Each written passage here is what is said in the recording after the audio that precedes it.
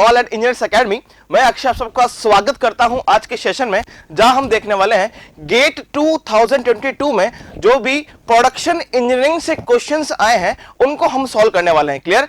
सो इस particular session में हम देखने वाले हैं प्रोडक्शन इंजीनियरिंग और बाकी सभी सब्जेक्ट से जो भी क्वेश्चंस आए हैं, आफ्टरनून एंड फॉरनून सेशन के जो भी क्वेश्चन आए हैं माय डियर, उनको हम सॉल्व करने वाले हैं। So my dear, these are some memory based question which are given by the students. So हम कुछ डाटास को कलेक्ट करके क्वेश्चन बना के और आपके सामने प्रोवाइड करने वाले हैं। हो सकता है कुछ डाटास में मॉडिफिकेशन की जरूरत हो तो आप उस चीज को देख लीजिएगा, बट कॉन्सेप्ट जो है वो सेम रहने वाला है। It is clear? So now हम बढ़ते हैं हमारे फर्स्ट क्वेश्चन की तरफ, और जो कि हम सबसे पहले जो हम देखने वाले हैं वो होगा आपका फोरनून सेशन वाला। क्लियर? तो सुबह पेपर हुआ था, उसका हम देखने वाले हैं कि कौन कौन से क्वेश्चंस आपके प्रोडक्शन से पूछे गए थे और उसका सॉल्यूशन कैसे होने वाला है। क्लियर? और एक बात और, इस बार जो पेपर पूछा गया है माय डियर बहुत ही अच्छा है। इसमें सबसे बड़ी बात जो ये है कि अगर मैं सब्जेक्ट प्रोडक्शन की बात करूं तो सभी चैप्टर से उन्होंने क्वेश्चंस को लिया है। मतलब अगर मैं बात करूं तो मटेरियल साइंस से भी क्वेश्चंस को लिया गया है और बहुत ही अच्छे क्वेश्चंस को लिया गया है। मटेरियल साइंस हो गया, आपका कास्टिंग हो गया, वेल्डिंग हो गया, ओके। सो इन सभी से, और इस बार एडिटिव मैन्युफैक्चरिंग से भी क्वेश्चन लिया गया है, जो कि हमारे लिए एक नई बात है ना। तो what is the greatness of this paper कि आपका हर एक चैप्टर में से क्वेश्चन इस पेपर में आया है। मेट्रोलॉजी से आया है, तो कास्टिंग से आया है, तो वेल्डिंग से आया है ना। तो सभी से आपके क्वेश्चंस को इस पेपर में लिया गया है, इसलिए जो पेपर है बहुत ही अच्छा बनाया गया था आईआईटी खड़गपुर ने। और सो हम बात करने वाले हैं हमारे नेक्स्ट फेज की। हम देखते हैं कि कौन कौन से क्वेश्चंस जो है वो गेट 2022 में हमारे जो फोरनून सेशन था उसमें पूछे गए थे। So move to the first question now. This beautiful question asked in forenoon session from the welding chapter। देखिए क्वेश्चन क्या कहता है। For a weld bead, if voltage is 20 volt, आपका वोल्टेज दे रखा है 20 volt and voltage given is what 20 volt. पहले एक बार question को पढ़ लेते हैं, देन हम इस पर्टिकुलर क्वेश्चन के आंसर को देखने वाले हैं ना। अच्छे से देखते हैं। Now 150 ampere and weld speed जो आपको दे रखी है 5 mm per second। If diameter of road, या मैं कहूं जो डायमीटर ऑफ कंज्यूमेबल इलेक्ट्रोड यहां पे क्या रखा है वो है आपका 3 mm, और 10 joule per mm cube is required to melt this section. इसका मतलब क्या है, जो भी आप बेसिकली वेल्डिंग कर रहे हो उस वेल्डिंग में जो मटेरियल है उसको मेल्ट करने के लिए आपको जो एनर्जी लगानी पड़ेगी वो कितना है 10 जूल 1 mm क्यूब के मेटल को मेल्ट करने के लिए। क्लियर? ये आपको दे रखा है। Is required to melt this section for the weld bead. For the weld bead, amount of filler material is 60% and base material is 40%, और आपको दे रखा है melting efficiency is 0.6 and heat transfer efficiency is 0.7, और पूछा है the feed rate will be। एक बार question को समझने की कोशिश करते हैं, फिर देखते हैं क्वेश्चन क्या पूछ रहा है ना। ध्यान से देखिएगा। अगर मैं बात करूं, मान लीजिए आप इस तरह कोई वेल्डिंग कर रहे हैं, मान लीजिए आप बट वेल्ड कर रहे हैं, है ना। अच्छे से देखिए, मान लीजिए आप बट वेल्डिंग कर रहे हैं जस्ट लाइक दैट।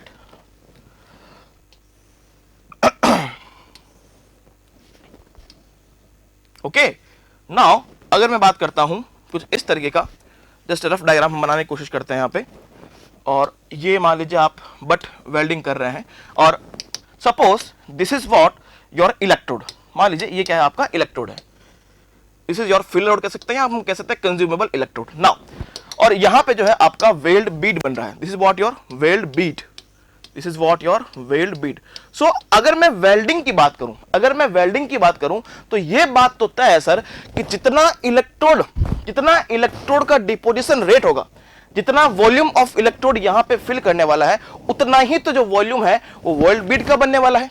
तो यहां से मैं एक चीज को सकता हूं क्या, यहां से मैं एक चीज को लिख दूं कि सर ये बात तो बिल्कुल तय है, सर कि जो वॉल्यूम डिपोजिटेड बाय इलेक्ट्रोड, है ना, या मैं कहूं filler rod, by filler rod, एक ही बात है, कंज्यूम इलेक्ट्रोड को या फिलर रॉड को, बात एक ही है माय डियर, है ना। सो कितना वॉल्यूम जो है आपका डिपॉजिट कर रहा है आपका इलेक्ट्रोड, अरे उतना ही तो वॉल्यूम आने वाला है आपका वेल्ड बीड में। Clear? Equal to volume of weld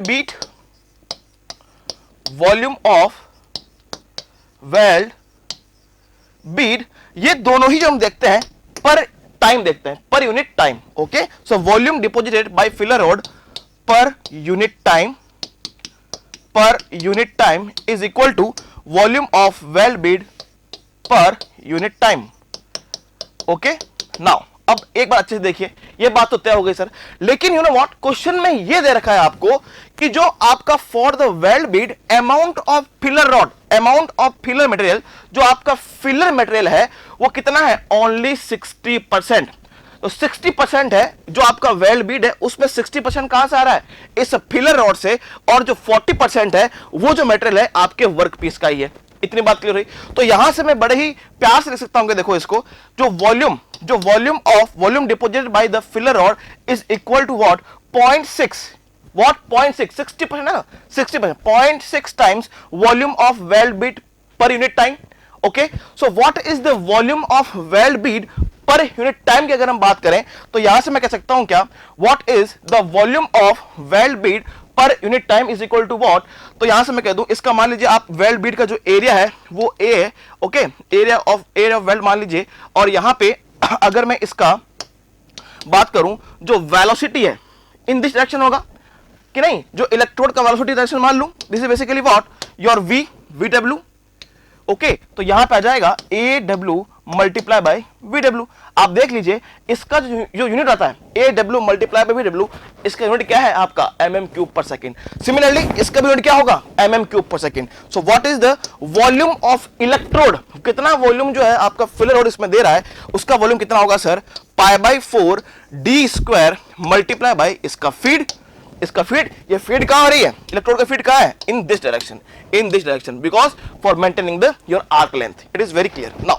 so now अब इस क्वेश्चन में पूछा क्या है आपको, ये पूछा है कि what is the feed rate will be, है ना, what is the feed rate will be. अगर मैं इस इक्वेशन की बात करता हूं माय डियर, तो आपको डी पता है, डी इज व्हाट, इलेक्ट्रोड का डायमीटर आपको दे रखा है क्वेश्चन में, आपको फीड नहीं पता है। सिमिलरली इस पर्टिकुलर टर्म की बात करूं तो ए डब्ल्यू आपको फाइंड नहीं है। एक बार ऐसे करते हैं, जो क्वेश्चन में दिया है उसको पुट कर देते हैं, और जो नहीं दिया है उसको एक बार लिख देते हैं। नाउ सो यहां पे मैं बात करता हूं π/4 डी कितना दे रखा है my dear, what is D, D is nothing but filler rod diameter is 3 mm, तो 3 का स्क्वायर, क्लियर, मल्टीप्लाई बाय आपका हो गया feed F is equal to 0.6 multiply by A W, area of weld bead, multiply by V W, what is the volume, sorry what is the velocity, हम कह सकते हैं speed दे रखा है आपका यहाँ पे I think 5 metre per second, 5 metre per second.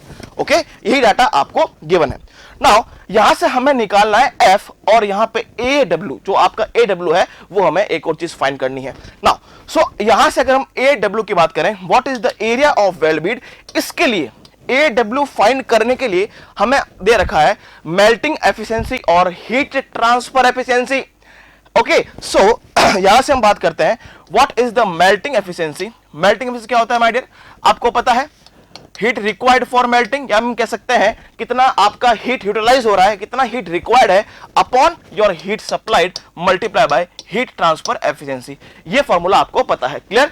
Now so यहां से हम देखें what is the melting efficiency is equal to, चूंकि आपको जो मेल्टिंग आपका जो आई कैन से जो हीट रिक्वायर्ड फॉर मेल्टिंग दे रखा है, it is in what, joule per mm cube, जो कि आपका दे रखा है 10 अपन। अगर ये आपको जूल पर mm क्यूब में दे रखा है तो what is the value of heat supply, कितना होगा, power upon area multiply by velocity multiply by your heat transfer efficiency. यहां पे सब आपको दे रखे हैं, बस आपको यहां पे ए डब्ल्यू है उसका वैल्यू फाइंड करना है, इस वैल्यू को फाइंड करके आपको यहां पे पुट करना है। It is very easy. So now what is melting efficiency is 0.6 is equal to 10 upon what is voltage is 20 volt multiply by what is I nothing but your 150 ampere upon AW multiply by जो आपकी velocity है वो दे रखा है आपको 5 mm per second multiply by what is heat transfer efficiency is 0.7। इस particular equation से अगर आप AW की वैल्यू को फाइंड करते हैं तो you will get 25.2 mm square, 25.2 mm square. अरे अब तो करना ही क्या है, अब इस वैल्यू को उठा के यहां पुट करना है, जस्ट करते हैं भैया, चलो। So now put the value of area of weld Beed, तो π/4 ये हो गया 9 multiply by feed rate is equal to 0.6 multiply by what is W is equal to 25.2 जो हम प्राप्त कर चुके हैं multiply by 5. Now what is the value of feed? क्या वैल्यू आ रही है माय डियर फीड का आपका everybody? So after the calculation will get the value of feed is nothing but your 10.69 mm per second. 10.69 mm per second. So what will be the correct answer is 10.69 mm per second. Okay? So this is memory based question my dear. अगर हमने पूरी कोशिश की है कि शायद यही जो डाटा पूछा गया था एग्जाम में, है ना, बट कॉन्सेप्ट जो है आपका यही रहने वाला है.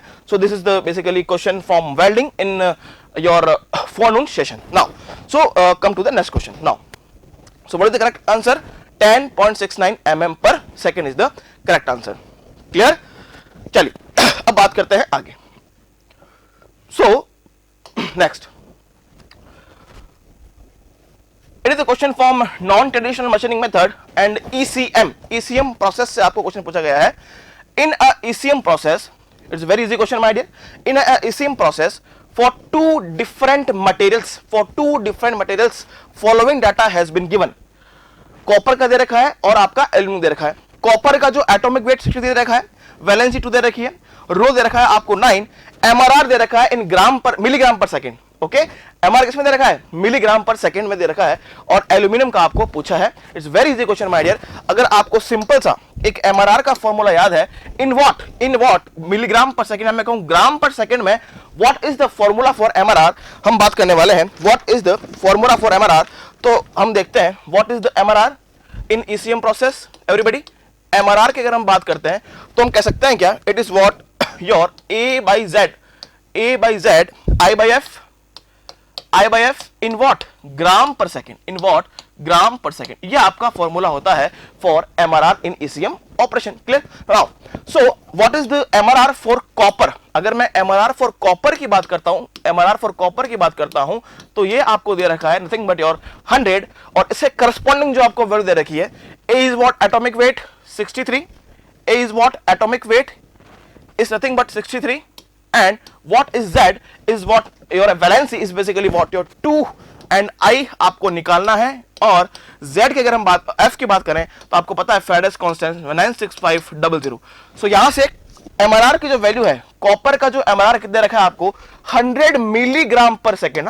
100 मिलीग्राम पर सेकेंड, लेकिन आपको निकालना किसमें? ग्राम पर सेकेंड. बिकॉज ये जो आपका बेसिकली फॉर्मूला आता है, इसमें जो एमआरआर का जो होता है यूनिट वो कितना होता है my dear? Gram per second. Clear? So now 100 multiply by 10 to the power -3 हो गया. ये हो गया in what? Your gram per second. Clear ना? ये हो गया आपका gram per second is equal to 63I upon 2 multiply by 96500.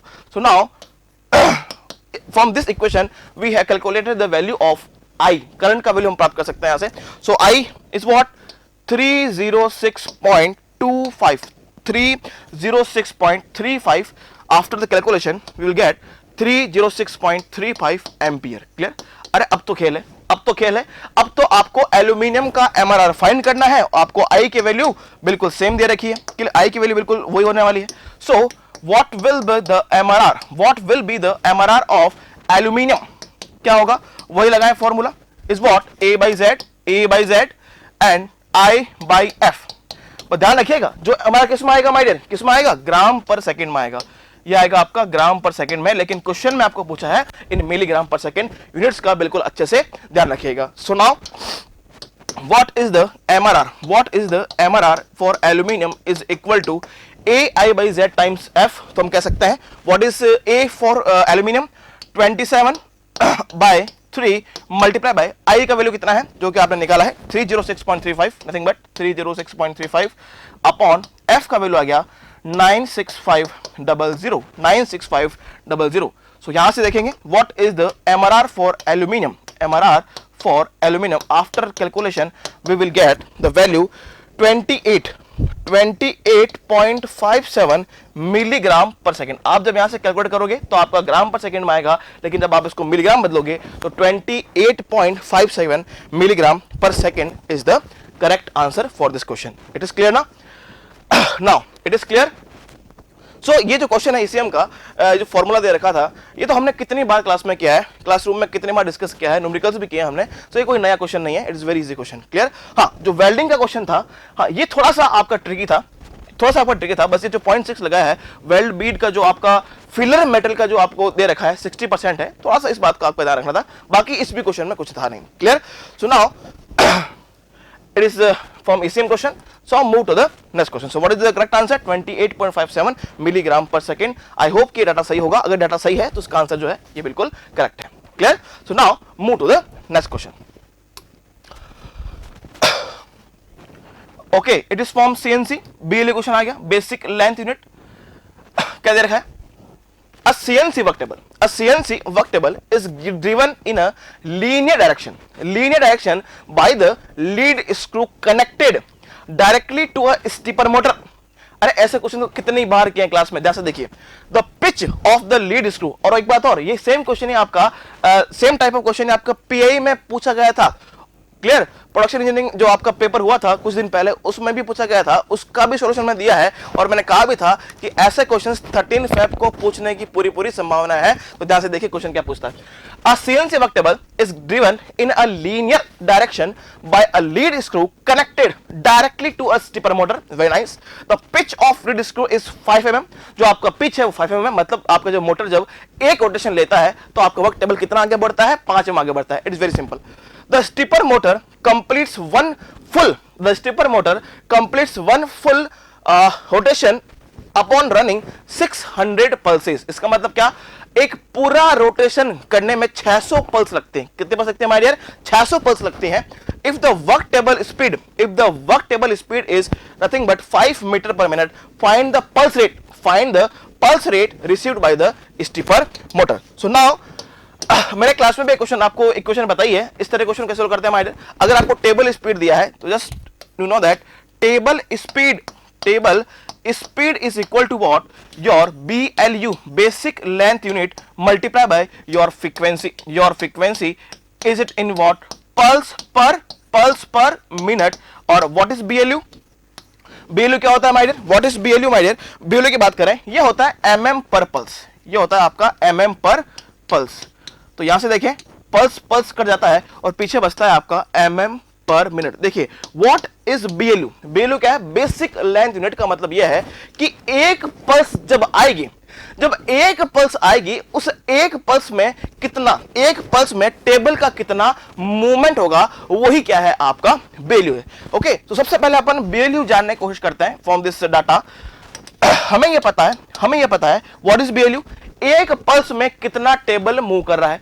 Question में साफ साफ दे रखा है, जब आपकी 600 पल्स आती है, जब आपकी माय डियर 600 पल्स आती है, उस 600 पल्स में जब आपकी 600 पल्स आएगी, उन 600 पल्स में आपकी टेबल कितनी मूव करती है?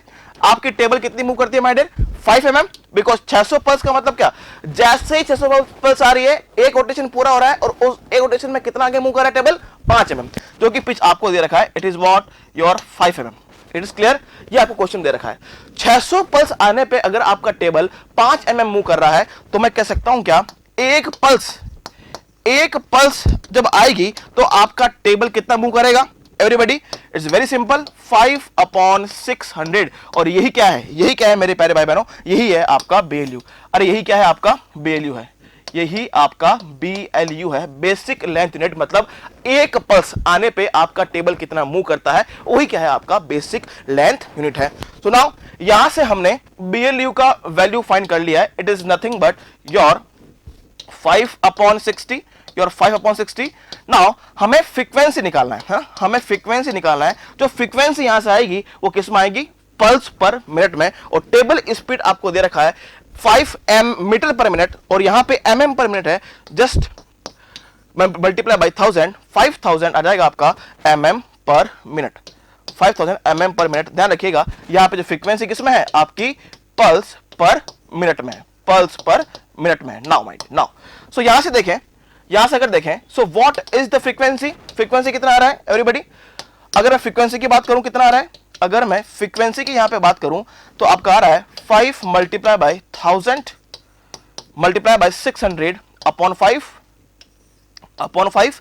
तो यहां से देखें जो आपका फ्रीक्वेंसी का वैल्यू आ रहा है 5 से 5 गया, इट इज क्लियर। सो यहां से आपका फ्रीक्वेंसी आ गया, it is nothing but frequency is 6 multiply by 10 to the power 1 2 3 4 5 1 2 3 4 5 in what pulse per minute. लेकिन आपको फ्रीक्वेंसी पूछा है हर्ट्ज में, तो आपको पल्स पर सेकंड निकालना है। तो इसको मैं कह सकता हूं क्या, यहां पे अगर पल्स पर सेकंड निकालना है तो 10 मल्टीप्लाई बाय, अगर मैं यहां पे करूं 1 2 3 4 5 अपॉन, अगर मैं 60 करता हूं, इट इज जस्ट, हम कह सकते हैं यहां से 6 गया, पीछे कितना बचा माय डियर, पीछे बचा आपका जस्ट 1 1 2 3 4 1 2 3 4, ये आ गया आपका हर्ट्ज में।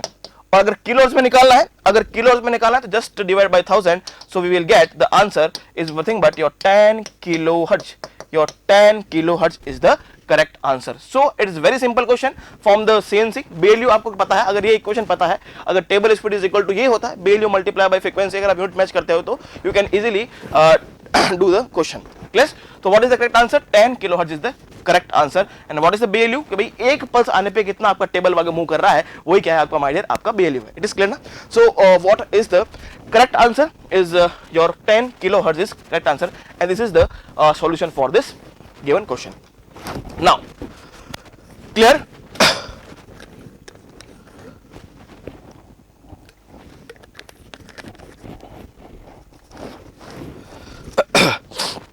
Now coming to the next question. So it is a beautiful question from the metal cutting. In metal cutting the value of shear angle जो दे रखा है उसे हम एक बार नोट कर लेते हैं। shear angle दे रखा है आपको, it is nothing but 25 degree and your what is the friction angle beta आपको दे रखा है 45 डिग्री, रेक एंगल अल्फा दे रखा है आपको 5 degree, and shear strength tau is given, tau s is given 1000 megapascal, uncut chip thickness T1 आपको given है 0.2 mm, and with is nothing but W is nothing but your 3 mm, और पूछा है आपको what is the cutting velocity is 4 meter per second. Okay, so cutting velocity V is nothing but your V is nothing but what 4 metre per second. आपको cutting force पूछा है ना, अगर आपको कटिंग फोर्स पूछा है, is very easy question my dear. देखें cutting force अगर आपको पूछा है तो according to our merchant circle, अगर मैं मर्चेंट सर्कल की बात करूं, आप इसके 2-3 टाइप आप सॉल्व कर सकते हैं किसी भी टाइप से, लेकिन अगर मैं मर्चेंट सर्कल के आपके सामने बात करता हूं, सो what is the value of FC की अगर हम बात करें तो हम यहां से जानते हैं this is what your tool, and if I draw the merchant circle, so I can say that it is what your force, friction force, it is your normal. Now it is resultant force, it is your FC, it is what your FT. Okay, so it is a rough diagram of this. So it is you know what FC, this is your thrust force. Okay, and now this is your R, ये हो गया आपका F, ये हो गया आपका N. So FC is what? FC is what, my dear? FC is nothing but your R cos beta minus alpha. आपको पता है ये एंगल क्या होता है my dear? What is this angle? Is alpha beta minus alpha ना? Beta minus alpha. So FC is equal to what? R cos beta minus alpha. तो हमें यहाँ पे FC को फाइंड करना है। Now इस FC को फाइंड करने के लिए हमारे पास अननोन क्या है, यहाँ पे हमारे पास जो अननोन है एक ही है जो कि है आपका R, बाकी सब आपको दे रखा है। अगर ध्यान से देखें तो FC is equal to what R cos beta minus alpha ना, तो यहाँ से FC is equal to R हमें नहीं पता, cos बीटा की वैल्यू क्वेश्चन में दे रखी है, it is nothing but 45 minus alpha, alpha की वैल्यू आपको दे रखी है 5। तो हमें यहाँ से R को फाइंड करना है। अगर हम R को फाइंड कर लिए तो हमारे लिए इस पर्टिकुलर क्वेश्चन करना बहुत इजी हो जाएगा। अब इस R को फाइंड करने के लिए आपको tau s दे रखा है, आपको क्या दे रखा है माय डियर, tau s दे रखा है, मतलब शियर स्ट्रेंथ का वैल्यू आपको दे रखा है। इस शियर स्ट्रेंथ के वैल्यू से, इस शियर स्ट्रेंथ के वैल्यू से सबसे पहले हम Fs निकालेंगे और उस Fs से हम R को निकालने की कोशिश करेंगे। देखो कैसे। नाउ tau s क्या होता है my dear, what is tau s equal to what, Fs upon W T1 upon sin phi, ये सब आपको पता होगा formula, W T1 upon sin phi, it is clear.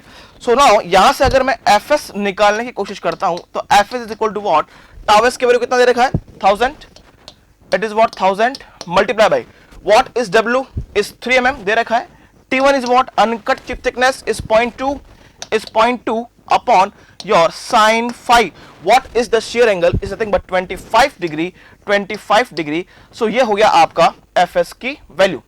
Okay, this is basically what the value of Fs. Now, so after solving the calculation, what is the value of Fs is nothing but 1419.72 Newton, कुछ ऐसा आ रहा है 1419.72.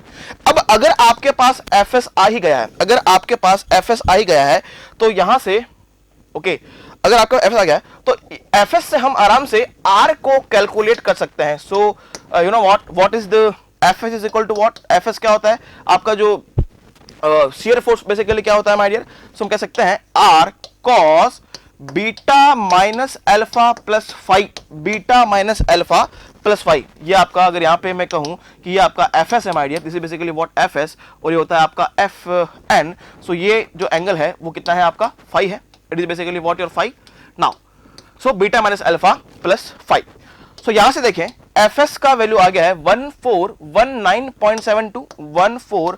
1419.72 is equal to R cos what is beta को दे रखा है 45 minus what is alpha is nothing but your 5. And अगर मैं phi की बात करता हूं तो फाई आपको दे रखा है 25 डिग्री. सो यहां से अगर मुझे R की वैल्यू फाइंड करनी है तो आराम से मैं यहां से R की वैल्यू फाइंड कर सकता हूं. After the calculation we will get the value of R is 3359.34 newton. अगर हमें R की वैल्यू फाइंड कर लिया, हमें यही चाहिए था. Just put this value of R in FC equation. So now if I put this equation, this is the value of R in this equation, so what will I get? So now what is FC? FC is nothing but R cos 45 minus 5, जो कि हमने देखा अभी. So हम यहां से कह सकते हैं FC is equal to R की वैल्यू हमें आ गई है 3359.34. 3359.34 cos 45 minus 5. तो यहां से अगर हम बात करें what is the cutting force, FC is equal to nothing but your answer is 2573.40 Newton. So this is the correct answer. It is very simple question, just formula based question. अगर आपको formula याद है तो आप आराम से calculation को कर पाएंगे. ऐसा ही एक क्वेश्चन आपका जो सेकंड शिफ्ट में पूछा गया था उसको भी हम सॉल्व करने वाले हैं. सो ये जो क्वेश्चन चल रहे हैं ये किसके हैं? आपके फोन सेशन के, मतलब सुबह वाले जो पेपर हुआ था उसके क्वेश्चन चल रहे हैं माय डियर. सो ये पूछा गया था आपका मेटल कटिंग से. अरे ऐसे क्वेश्चन तो हमने कितनी बार किए हैं और कितने ही क्वेश्चन हमने क्लास में बनाए हैं. कहीं आपको FS दिया रखा होता है, कहीं FC दे रखा होता है, कहीं FS पूछ लेता है, कुछ भी आपका ज्योमेट्री देखिए कुछ भी पूछ सकता है. तो ऐसे क्वेश्चन हमने बहुत सारे बनाए हैं और ऐसे क्वेश्चंस काफी प्रीवियस ईयर भी आ चुके हैं. तो अगर आपने प्रीवियस ईयर भी अच्छे से लगाए हैं तो कहीं न कहीं एक क्वेश्चन को आप बना लिए होंगे just from the help of merchant circle, nothing else. Clear? Now so coming to the next question. So now this is very easy question from metrology. Very easy question, साफ दे रखा है. डायमीटर ऑफ होल आपको दे रखा है 25.015. Upper limit, upper deviation is 0.15 and lower deviation is -0.15 and shaft का diameter दे रखा है आपको 25 प्लस 0.1 एंड 25 माइनस 0.1. हम सिंपल सा मेथड लगा के इस क्वेश्चन कर सकते हैं. अगर मान लीजिए ये मैं बेसिक लाइन खींचता हूं और मान लीजिए मैं बेसिक लाइन को 25 मान लिया है ना, बेसिक लाइन को मान लीजिए मैंने 25 में मान लिया, और अगर मैं होल की बात करूं तो होल का अपर लिमिट क्या होगा? What is the whole upper limit? So I can say the whole upper limit is 25.03. 25.03 ना. अगर 25 अगर मैं मानता हूं इसका बेसिक लेंथ, तो I can say this is basically what your whole, ये हो जाएगा आपका whole my dear. Okay, so I can say that अगर this is basically what your whole tolerance zone. अगर ये आपका होल का टॉलरेंस जोन है तो मैं यहां से कह सकता हूं क्या होल की अपर लिमिट क्या होगी? 25.03 ना. 25.03 बिकॉज मैंने बेसिक जो आपका लेंथ है वो मैंने आपका 25 mm मान लिया है. Clear? And what is the lower limit? Is 25. अगर मैं 25 अगर आपका बनाता हूं, अगर मैं बेसिक लेंथ लेता हूं, बेसिक यूनिट लेता हूं तो आपका हो गया 25. नाउ सो अगर हम शाफ्ट को देखें माय डियर, तो इसका देखते हैं 25.01, तो शाफ्ट कहीं ना कहीं हमारी यहां लाई कर रही है 25.01, सो लाइक दैट 25.01 कुछ यहां आएगा, ओके, और नीचे आएगा आपका 24.99 कुछ ऐसा आपका डायग्राम आने वाला है ना। Tolerance box of this is like that, okay, so this is for tolerance zone of shaft, okay, so what is the upper limit for tolerance zone of shaft? 25 point I can say 25.01 ना, 25.01, और नीचे आ जाएगा आपका 24.99, so I can say that यहाँ पे हम देख सकते हैं कुछ जो पार्ट है, इतना जो पार्ट है हमारे, वो आपका ओवरलैप कर रहा है। It is basically what your overlapping hole, और जो आपका शाफ्ट है वो ओवरलैप कर रहा है। So in overlapping condition I can say that it is what transition fit, it is what my dear transition. अगर होल बड़ा होता, शाफ्ट छोटी होती, क्लियरेंस फिट, अगर शाफ्ट बड़ी होती, होल छोटा होता, तो आपका होता है इंटरफेरेंस फिट। और माय डियर दोनों ही ओवरलैप कर रहे हैं, दोनों ही जोन आपस में थोड़ा बहुत ओवरलैप कर रहे हैं। In that condition what is the fit known as transition fit is the correct answer. So this is very easy question from the metrology. Now coming to the next question, methods use for, वाह भाई वाह, ये question पूछ लिया था आपका material science से, is very easy question. Methods use for surface hardening of steel, methods use for surface hardening of steel is और आर। अरे ये तो क्या ही तो क्वेश्चन है माय डियर। तो देखें, annealing, carbonizing, nitriding, carbonitriding, I can say जो आपके सरफेस हार्डनिंग प्रोसेस है क्लास में बताए गए थे, it is basically what your case hardening process, like your carbonizing solid can say pack carbonizing कह सकते हैं, है ना, और nitriding, cyaniding, they all are discussed in class itself. So what is the surface hardening process, your carbonizing, nitriding, carbonitriding, cyaniding, they all are basically what your surface hardening process. But अगर मैं बात करूं annealing का, तो annealing is basically what heat treatment process, I can से it is your softening process, okay. यहां से जो मेटेरियल आपका डक्टाइल होता है, इट इज क्लियर ना, बिकॉज एनेलिंग में आप कूल जो करते हैं फर्नेस में करते हैं, फर्नेस सेल्फ आपको उसमें कूल करते हैं, तो आपका जो कोरस ग्रेन स्ट्रक्चर बनता है सबको आपको पता है। सो सरफेस हार्डनिंग की बात की जाए तो आई think it is MSQ question, it is the MSQ question, so what will be the correct answer? B, C, D is the correct answer my dear. So I think it is very easy question from the material science. Now coming to the next question, now it is very beautiful question my dear, it is lever rule से आपका question पूछ लिया गया है। Question क्या कह रहा है, इन FeC diagram, iron iron carbide phase diagram, ये कह रहा है if the maximum solubility of two phase is 0.025, ये कार्बन का सॉल्युबिलिटी बता रहा है, और ये तो हम जानते भी हैं, अगर आयरन आयरन कार्बाइड डायग्राम अगर अच्छे से पढ़ा है तो ये हम जानते हैं सर कि अगर हम iron iron carbide phase diagram की बात करें, जस्ट मैं आपको थोड़ा सा बताना चाहता हूं, ओके, अगर बनाएंगे तभी सोल्व हो पाएगा। दिस इज बेसिकली व्हाट, अगर मैं स्टील की ही बात करूं, है ना, अगर मैं स्टील की बात करूं तो यहाँ पे स्टील की चर्चाएं हो रही है, it is just like that, okay, just like that. Now यहाँ पे अगर हम बात करें, आपको पता है this is nothing but your alpha, now this is okay, so I can say this is alpha plus you know what gamma, okay, this is now your pearlite, this is I can say eutectoid point, ये आपका क्या हो गया, eutectoid point हो गया my dear. It's very easy question, ध्यान से देखिएगा। यहां से हम बात करें तो ये जो आपको दे रखा है my dear, this is your Fe iron और 6.61% carbon, 6.67% carbon, it is clear ना। नाउ सो इस पॉइंट को हम क्या कहेंगे, यूटेक्टॉइड पॉइंट, और जो क्वेश्चन में भी आपको दे रखा है कि जो यूटेक्टॉइड पॉइंट है वो 0.8% है ना, it is not eutectic, it is eutectoid, okay, it is eutectoid, not eutectic, eutectoid point is at 0.8% ना, दिस इज व्हाट 0.8% ये आपको दे रखा है। और जो maximum solubility of carbon in alpha phase, it is nothing but your I think 0.025 अरे ये सब तो पता ही है हमें, ये सब तो हमें माय डियर पता ही है, और आपको पता है यहाँ पे आपका गामा बनता है, this is basically what your gamma, okay, austenite. और टेम्परेचर की बात करें माय डियर, तो this is temperature 725 degree Celsius, it is eutectoid temperature, ये आप सबको पता है, this is what eutectoid temperature 725 degree Celsius, clear ना। नाउ अब क्वेश्चन में ये कहा है कि a composition of 0.5% carbon, a composition of 0.5% carbon at 1000 degree Celsius is slowly cool down। मान लीजिए आप यहाँ पे एक 20.5% कार्बन की हम बात करें, मैं कहीं ना कहीं यहाँ पे बात कर सकता हूँ ना, मैं यहाँ पे बात करता हूँ, this is basically what your 25% carbon, ये क्या हो गया आपका, assume that this is 0.5% carbon कह सकता हूं because this is what percentage of carbon in this direction, ये आपको पता है। नाउ अगर मैं यहां पे बात करूं तो यहां पे बोल रहा है कि कार्बन एट 1000 डिग्री सेल्सियस, और यहां पे इसका टेम्परेचर दे रखा है 1000 डिग्री सेल्सियस। मान लीजिए ये आपका 1000 है, this is your 1000 degree Celsius. Okay, now this is nothing but your 1000 degree Celsius.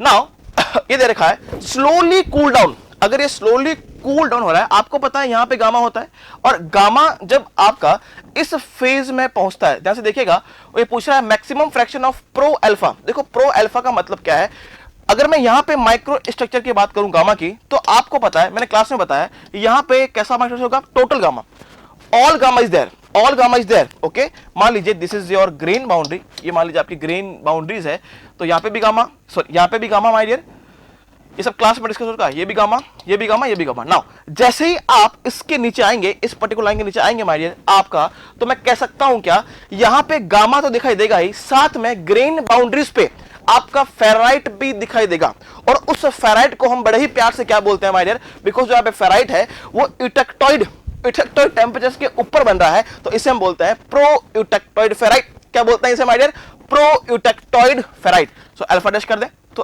Pro eutectoid ferrite, और यहां पे अगर हम इस यूटेक्टॉइड टेम्परेचर के नीचे आते हैं, so just because of eutectoid reaction gamma is directly converted to pearlite, gamma is directly converted to my dear pearlite. ये सब बातें हमने क्लास में देखी है। नाउ अब ये क्वेश्चन आपको पूछा है कि फ्रैक्शन ऑफ प्रो यूटेक्टॉइड जो आपका अल्फा है, प्रो यूटेक्टॉइड जो फेराइट है my dear, at the eutectoid composition.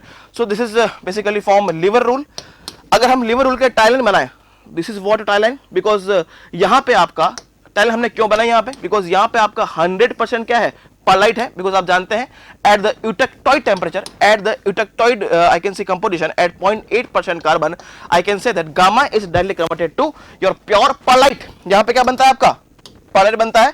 तो टाई लाइन की अगर मैं बात करूं तो टाई लाइन कहां आएगी, this is basically what your tie line, ये क्या है आपकी टाई लाइन है। Just I draw with another colour pen so you that you can, this is what your tie line, this is what your tie line. Now tie line का मतलब क्या है, यहां पे आपका 100% पर्लाइट है, इट इज क्लियर, और यहां पे आपका 100% मान लेते हैं अपन क्या है, प्रो यूटेक्टॉइड अल्फा है। Now it is very easy. Now पूछा है कि what is the fraction of pro eutectoid alpha, so what is the weight percent of pro eutectoid alpha is equal to what, alpha is equal to what, मान लीजिए इसको मैं P मानता हूं, है ना, इसको मान लीजिए मैं P मानता हूं, यहां पे इसको मैं Q मानता हूं माय डियर।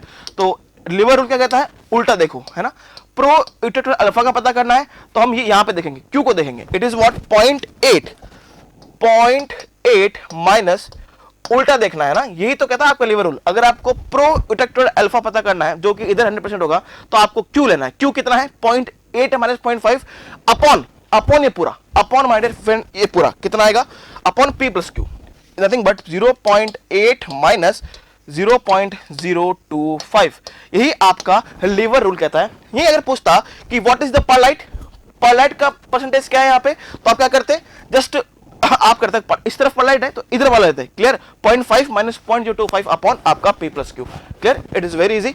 हमने बहुत सारे क्वेश्चन किए हैं, just copper nickel diagram, PBSN diagram से हमने काफी ये चीज कैलकुलेट की है। So weight percent of pro eutectoid alpha is nothing but आपका जो आंसर जो आने वाला है 0.387।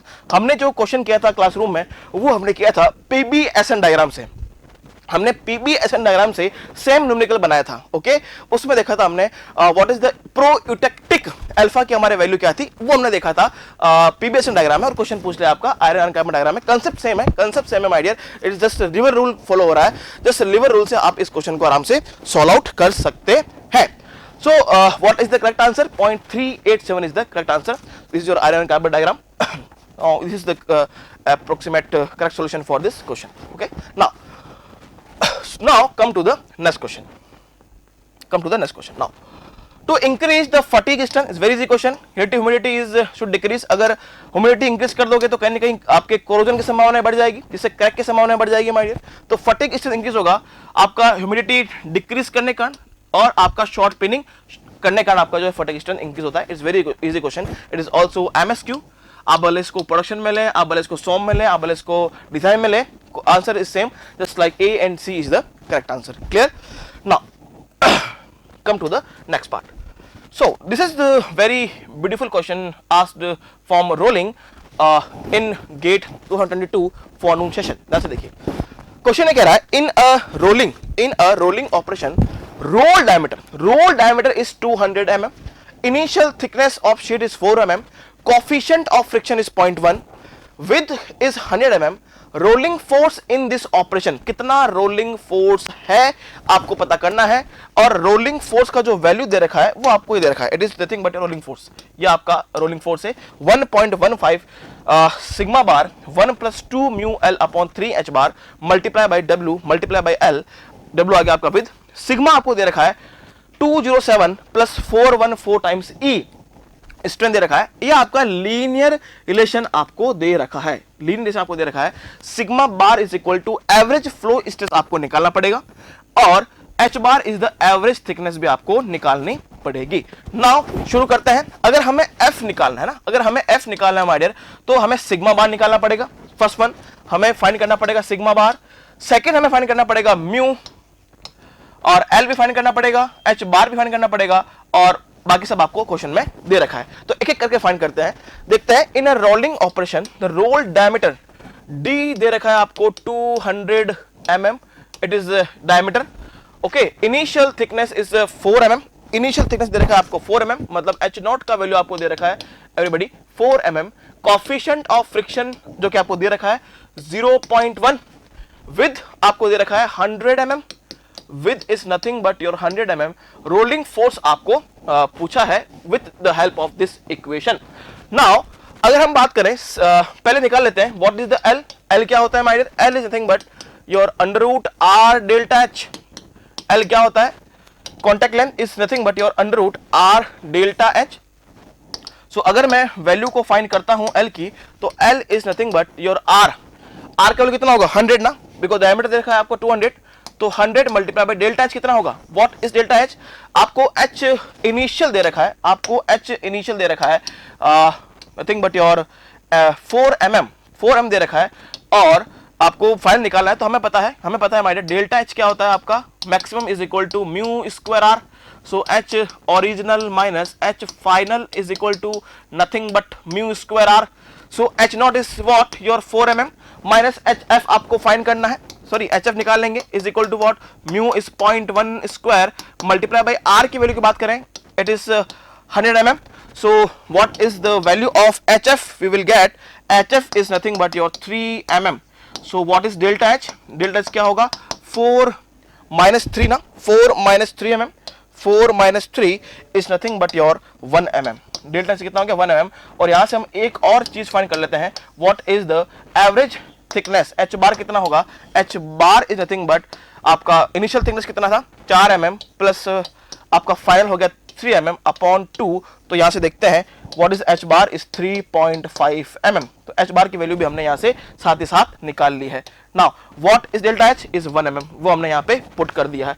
सो what is the value of L? L का वैल्यू क्या है माय डियर? एल का वैल्यू है आपका, एल का वैल्यू जो आपके सामने आ रहा है, एल इज व्हाट? 10 mm. दिख रहा है 10 mm. नाउ सो हमने यहां पे दो चीज फाइंड कर ली है. अब हमें फाइंड क्या करना है? अब हमें फाइंड करना है इस इक्वेशन में से sigma dash. This is very important. Okay, बाकी एल आपका निकाल चुके हो, म्यू दे रखा है, एच बार आपने निकाल लिया है. So now how to find the average flow stress? ध्यान से देखिए, यहां पे आपको लीनियर रिलेशन दे रखा है, आपको यहां पे लीनियर रिलेशन दे रखा है my dear. It is your sigma, ये आपका हो गया ई, और नाउ दिस इज. सो अगर हम स्ट्रेन की बात करें, अगर मैक्सिमम स्ट्रेन की बात करें यहाँ पे, और हम स्ट्रेस की बात करेंगे, सो नाउ ध्यान से देखिए, आपको सिग्मा दे रखा है. Sigma is nothing but 207 plus 414 times strain. So what is the strain? Strain क्या होगा my dear? L. What is strain? Is nothing but your L H final, या मैं कहूं H original upon H final ना, यही तो होगा आपका स्ट्रेन. अरे एवरीबॉडी, यही तो होगा true strain. Clear? So E is nothing but what? E is nothing but what is your ln, what is H original आपका दे रखा है 4 और फाइनल दे रखा, फाइनल आपने निकाल चुका है 3. So what is the strain value? Strain value is nothing but 0.287. 0.287. Now, so at this strain इस मैक्सिमम स्ट्रेन पे आपका स्ट्रेस कितना है माय डियर? देखते हैं 207 प्लस 414 टाइम्स ई की वैल्यू 0.287. तो मैक्सिमम अगर हम बात करें स्ट्रेन पे आपके स्ट्रेस के वैल्यू कितना है, तो ये हम देख सकते हैं stress eight 0.287 strain.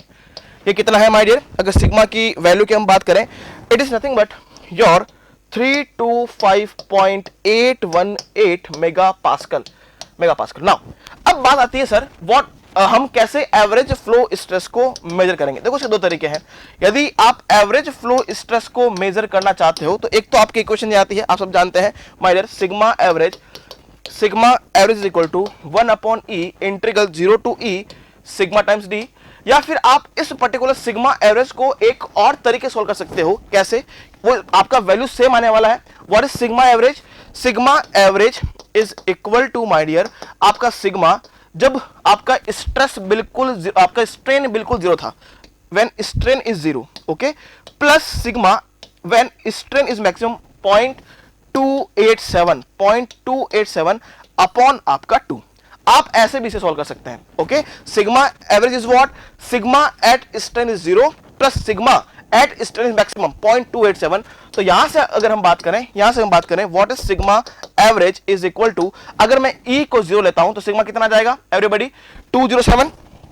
It is what your 207 plus sigma ई के वैल्यू जब मैं 0.287 लेता हूं तो यहां पे स्ट्रेस का वैल्यू कितना है एवरीबॉडी? It is 325.818 upon 2.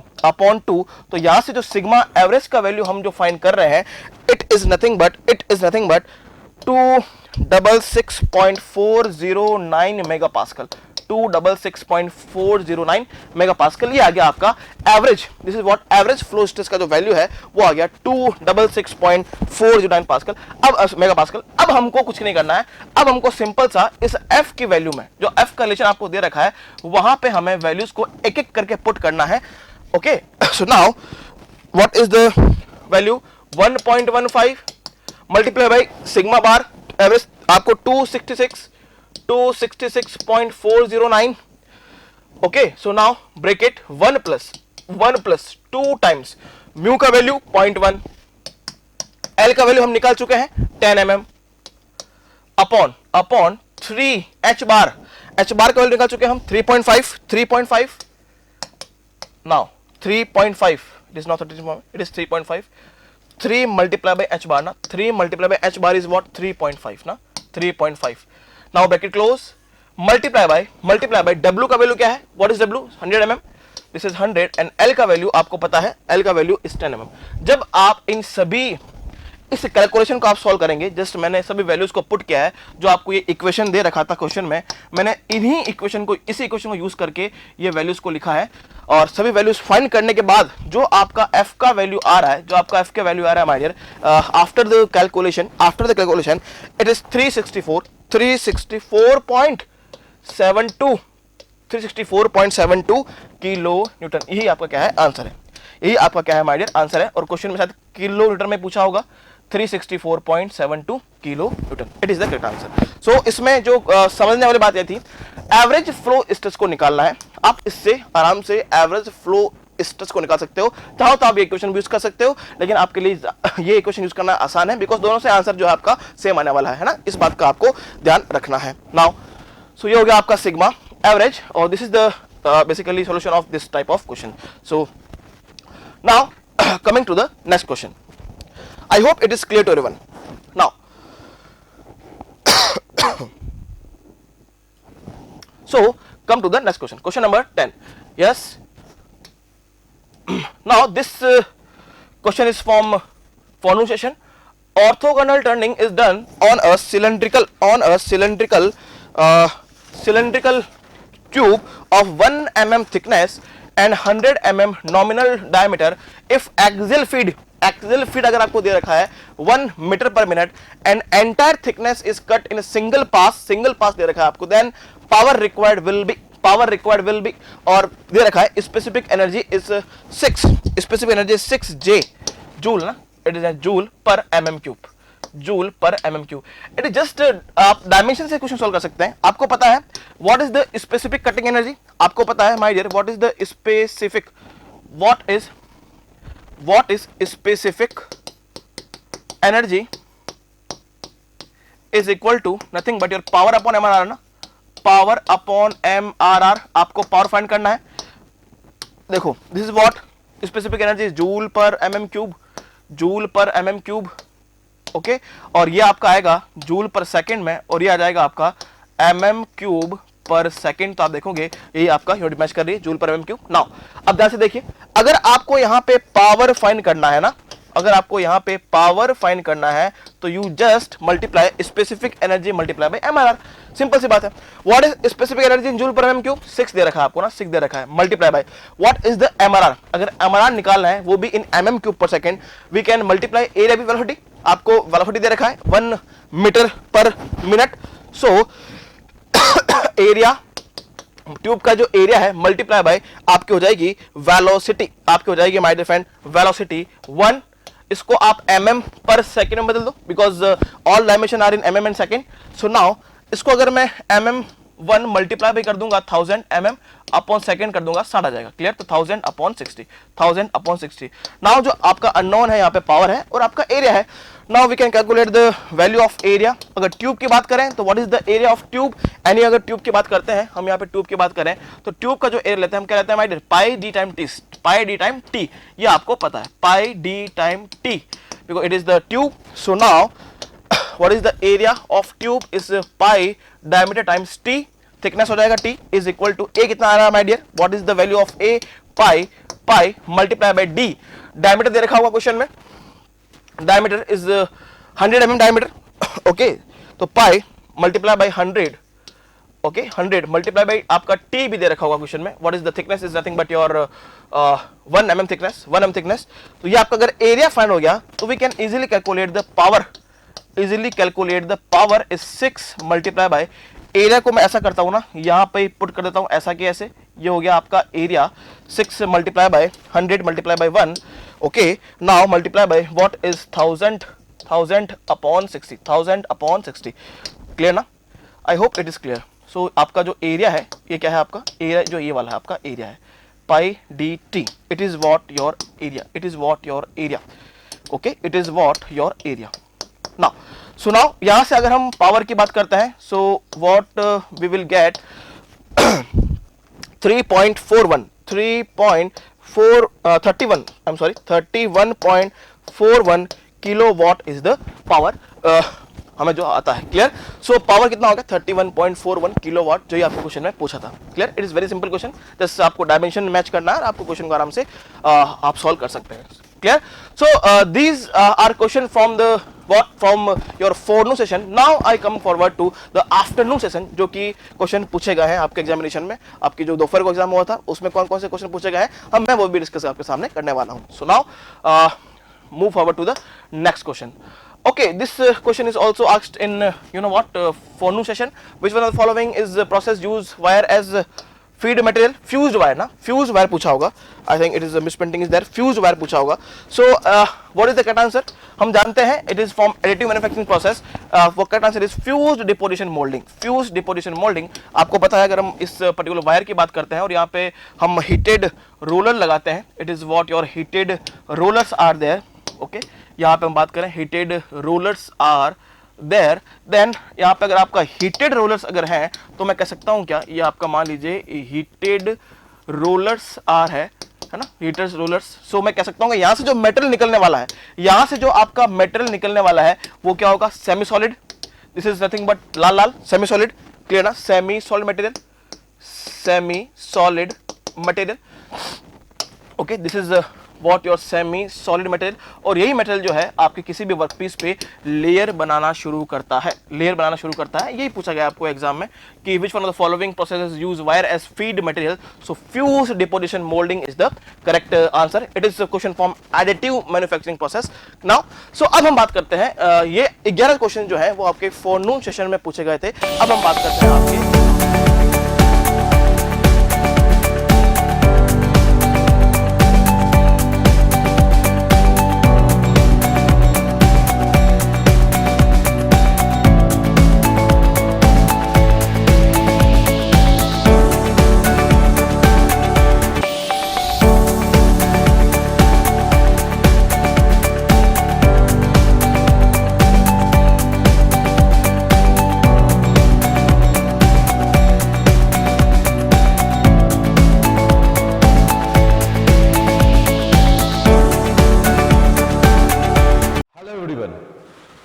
आज हम लोग गेट का सॉल्यूशन डिस्कस करने जा रहे हैं, मैकेनिकल का। मैकेनिकल में जो जो क्वेश्चंस आए थे उनके सॉल्यूशंस देखने जा रहे हैं हम लोग आज। किसके सॉल्यूशन? तो बेसिकली थर्मल पोर्शन के सेक्शन, हम लोग थर्मल पोर्शन के जो भी क्वेश्चंस थे उनके डिटेल सॉल्यूशन हम लोग यहां डिस्कस करेंगे। क्वेश्चंस काफी अच्छा था, पहले की तुलना रिस्पेक्ट में क्वेश्चंस अच्छे लेवल का था। क्वेश्चन ब्रिटिश था, मतलब देख के टिक करने वाले शायद ही क्वेश्चन थे, बाद बाकी क्वेश्चन जो थे वो कैलकुलेटिव क्वेश्चंस थे, but the question was calculative only, not but much conceptual. Clear? तो हम लोग एक एक करके सॉल्यूशन देखना स्टार्ट करते हैं, किस क्वेश्चन का सॉल्यूशन क्या होगा, किसका परफेक्ट आंसर क्या है। जैसे पहला क्वेश्चन है, Clausius inequality is valid for. तो क्लॉसियस इनइक्वालिटी क्या होता है आपको पता है? Cyclic integral of dq by t less than and equal to 0. Clear? Less than 0 for irreversible cycle and greater than and equal to 0 for reversible. Less than for irreversible and equal to for reversible. If it is greater than 0, so that is not possible. So that is valid for any cycle. You can go for that. C option. That is valid for any cycle. Cycle may be reversible, cycle may be irreversible. That is the matter. चलिए next question की तरफ हम लोग move करते हैं।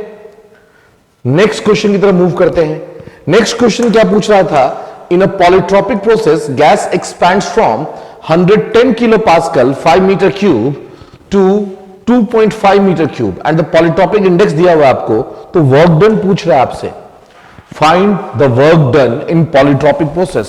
आपको पता होगा W इक्वल्स टू होता है P1 V1 minus P2 V2 upon n minus 1. So you know the value of P1, that is 100 kilopascal, sorry 110 kilopascal. Volume दिया हुआ है आपको 5 metre cube minus P2 V2। तो P2 की वैल्यू आपको नहीं, सॉरी V2 की वैल्यू दी हुई है और P2 की वैल्यू नहीं दी हुई है। तो हमें अब क्या पड़ेगा? हमें फाइंड आउट करना पड़ेगा P2 की वैल्यू। तो आपको पता है कि P1 V1 to the power n equals to होता है P2 V2 to the power n। So from here you can calculate the value of P2। यहां से आप P2 की वैल्यू फाइंड आउट कर सकते हैं। P1 की वैल्यू दी हुई है 110, V1 की वैल्यू दी हुई है 5, V2 की वैल्यू दी हुई है 2.5 टू द पावर 1.2।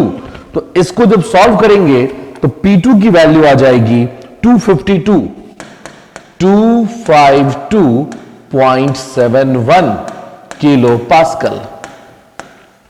इस वैल्यू को यहां पुट कर दीजिए, वैल्यू आ जाएगी नहीं, तो ये हो जाएगी 252.71 इंटू 2.5 और डिवाइडेड बाय 1.2 माइनस 1।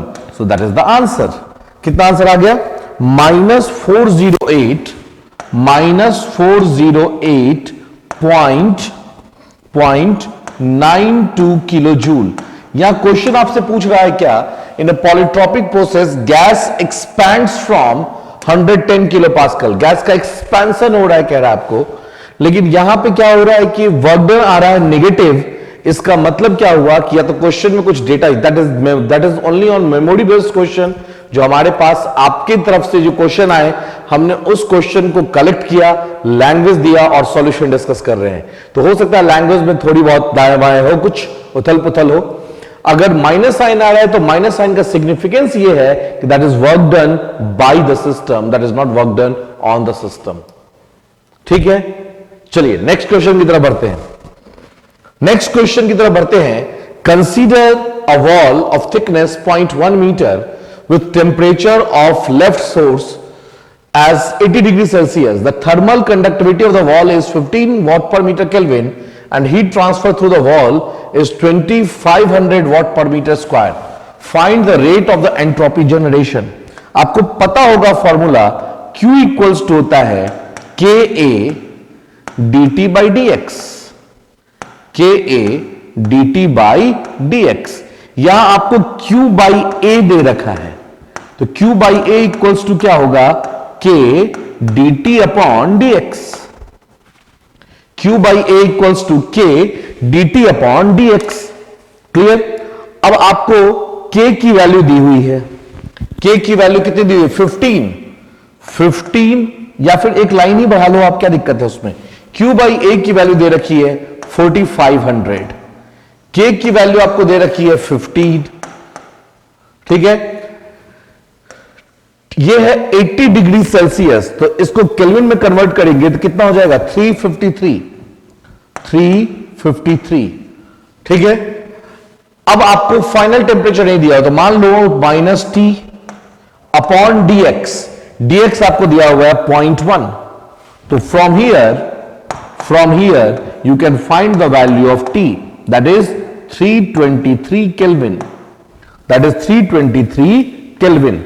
अब हम बात करते हैं एंट्रोपी जनरेशन फाइंड आउट करना है अपने को, तो आप लिख सकते हैं ds by dt equals to, means entropy जो एक्यूमुलेशन की बात कर रहे हैं उसकी बात कर रहे हैं, तो S1 प्लस S जनरेशन या SI प्लस S जनरेशन और माइनस S एग्जिट।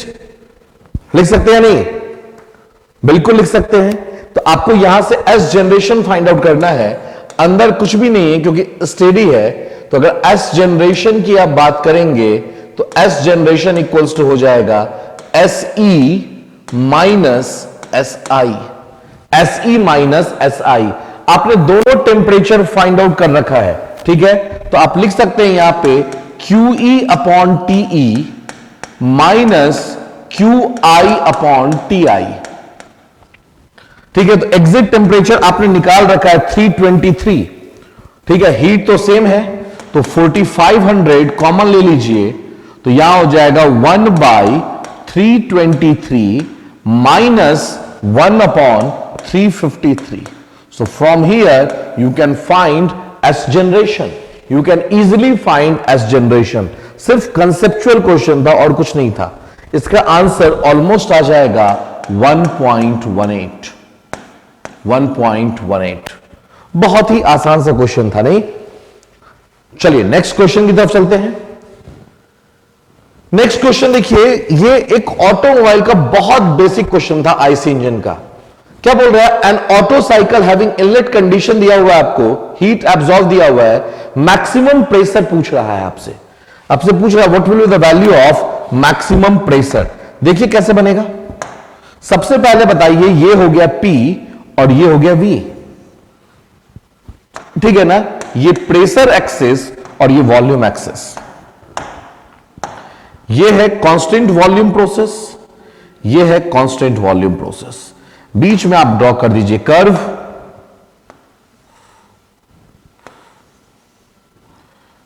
ठीक है, ये है 1 2 3 4। ये रिवर्सिबल प्रोसेस है, तो डॉटेड लाइंस आपको दिखाने की जरूरत नहीं है। क्या बोल रहा है निकालने के लिए? देखिए ध्यान से, फिर से पढ़िए। Find the maximum pressure, we have to find the value of P3। तो चलते हैं ना, फाइनल स्टेज में चलते हैं, फ्रॉम 2 to 3। कैसा प्रोसेस है? आइसोकोडिक प्रोसेस है, वॉल्यूम कांस्टेंट है।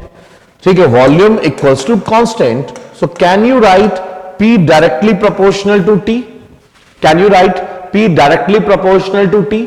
तो अगर P directly proportional to T है तो आप लिख सकते हैं P3 by P2 equals to T3 by T2. P3 by P2 equals to T3 by T2. Now what is your duty? You have to find the value of P3. तो P3 equals to P2 into T3 by T2. अब देखो आपको क्या क्या value दिया हुआ है और क्या क्या नहीं दिया हुआ है. जो नहीं दिया हुआ है वो हमें फाइंड आउट करना है आइडियल गैस इक्वेशन से. An auto cycle having initial P1 दिया हुआ है आपको. You know the value of P1. You know the value of P1. कितना दिया हुआ P1 की वैल्यू? 100 kilo pascal. T1 दिया हुआ है यहीं पे. हीट एडेड दिया हुआ है आपको. द मैक्सिमम प्रेशर पूछ रहा है. ठीक है, यहां पे displaced volume and clearance volume की बात कर रहा है. बड़े आराम से देखिएगा. ये जो वॉल्यूम आपको दिख रहा है, ये वॉल्यूम, ये है क्लियरेंस वॉल्यूम VC और ये है स्वेप्ट वॉल्यूम VS. ये है VS और ये है VC. ये दोनों वॉल्यूम आपको दे रखा है. तो अगर हम बात करें फ्रॉम 1 to 2, फ्रॉम 1 to 2 कैसा प्रोसेस है? 1 से 2 रिवर्सिबल एडियाबेटिक प्रोसेस है. तो अगर आपको यहां पे प्रेशर पता है, टेम्परेचर पता है, ठीक है, या वॉल्यूम की बात करते हैं, वॉल्यूम भी आपको पता है, तो आप लिख सकते हैं ऐसे P1 V1 to the power gamma equals to P2 V2 to the power gamma. So from here you can find the value of P2.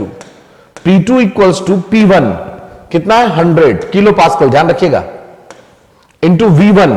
V1 total volume हो जाएगा VS प्लस VC. तो VS की value कितनी है? 250 और VC की value कितने? 35. तो ये हो जाएगा आपका 285.7 और अपॉन किसकी? V1 हो गया और V2 दिया हुआ आपको 35.7. 35.7. क्लियर? यहां क्या लिखा हुआ है? P1 V1 to the power gamma equals to P2 V2 to the power gamma. हमने यहां P2 लिखा है, यहां आप गामा लिखोगे अभी. ठीक है, जब इसे सॉल्व करेंगे तो किसकी वैल्यू आ जाएगी? P2 की वैल्यू आ जाएगी. तो P2 की वैल्यू कितनी आ गई? 1838.81 किलो पास्कल. ये वैल्यू आ गई P2 की. P2 निकल गया. अब अपने को निकालना है T2 एंड T3. अब अपने को निकालना है T2 एंड T3 की वैल्यू. सिर्फ और सिर्फ देखिए यहां पे अगर हम कर दें T2 by T1 equals to V2 by V1 to the power gamma -1, तो कोई प्रॉब्लम नहीं होनी चाहिए. T2 by T1 equals to V2 by V1 to the power gamma -1. नहीं, या फिर आप ऐसे देख लीजिए एक बार लिख के, अगर ऐसा कंफ्यूजन हो तो. ठीक है, T1 V1 to the power gamma -1 equals to T2 V2 to the power gamma -1. आपको T2 निकालना है, T2 फाइंड आउट करना है. तो T2 इक्वल्स टू रहने दीजिए T1. कितना T1 की वैल्यू? 300 into V1. कितना है V1? 285.7 divided by V1. V2 कितना? 35.7 टू द पावर 1.4 -1.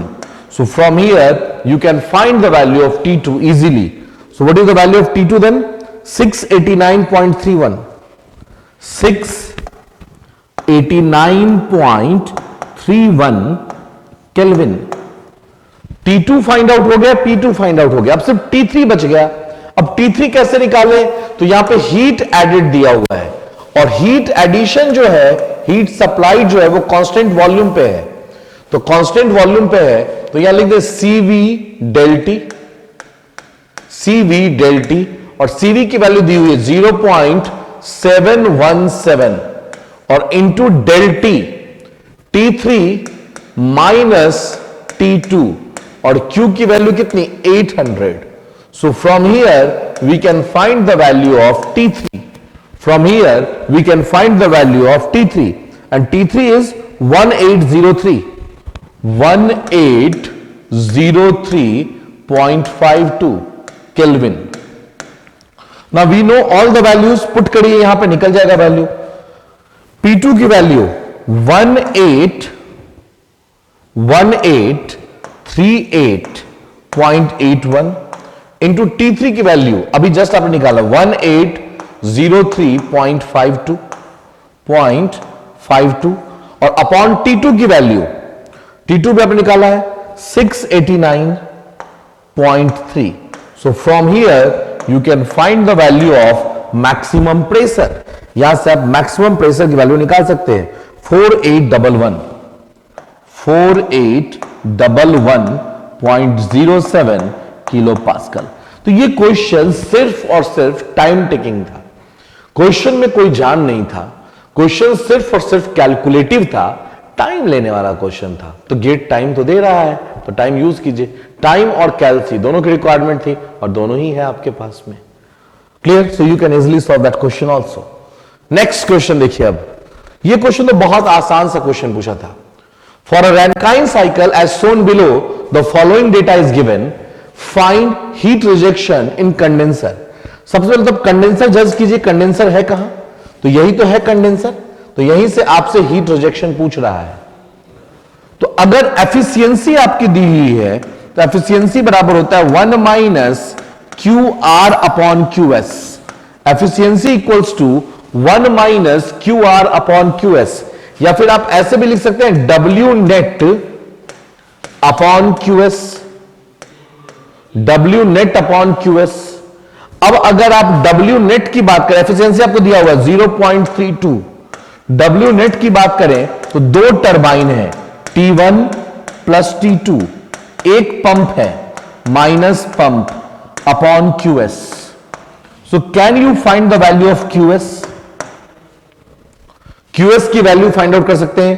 T1 कितना दिया हुआ है 400 प्लस 850 माइनस 15 divided by 0.32.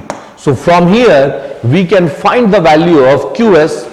बहुत स्मूथली फाइंड आउट कर सकते हैं हम लोग QS की वैल्यू। और QS की वैल्यू कितनी आ गई 3859.37। और जब QS आ गई तो इसको इस इक्वेशन में पुट कर दीजिए। 0.32 equals to 1 minus Q R upon 3859.37। So from here we can find the value of Q R 2624.37। ठीक है। यहां पे चूंकि मेमोरी, मैं बार बार कह रहा हूं, हर बार कह रहा हूं, मेमोरी बेस्ड क्वेश्चन था। फिल इन द ब्लैंक्स में ये नहीं पता था किस यूनिट पे करना है, तो यूनिट तो आप खुद ब खुद कन्वर्ट कर सकते हो। नहीं, यूनिट पे आपको ध्यान रखना है। चलिए नेक्स्ट क्वेश्चन की तरफ चलते हैं। Consider steady one dimensional compressible flow of a gas in a pipe of diameter 1 meter. At one location in the pipe the density and velocity are one, density दे रखा है, velocity दे रखा है। At the downstream location in the pipe the velocity is 170 meter per second। downstream में velocity दे रखा है आपको। तो if the pressure drop between these location दे रखा है, if the force exerted by the gas on the pipe between these two location पूछ रहा है आपसे। देखिए ध्यान से, कितना आसान सा क्वेश्चन आपसे पूछा था ये। आप लिख सकते हैं del P into A minus F, यही फोर्स आपको निकालना है, equals to rate of change of momentum m dot into V2 minus V1। खत्म बात। m dot into V2 minus V1। m dot क्या होगा rho A into velocity. Del P आपको दे रखा है कितना 10 किलो पास्कल, तो 10 into 10 to the power 3, area pi by 4 into D square, diameter दिया हुआ 1 metre 1 square, minus F equals to rho, M dot की वैल्यू क्या होती है rho into area into velocity. तो रो कितनी 1 into area pi by 4 into 1 square into velocity 100 और into 170 minus 100। So from here you can easily find the value of f. और f की value आ गई 750 पाई।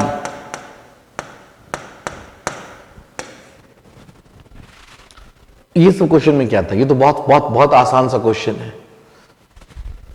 चले next.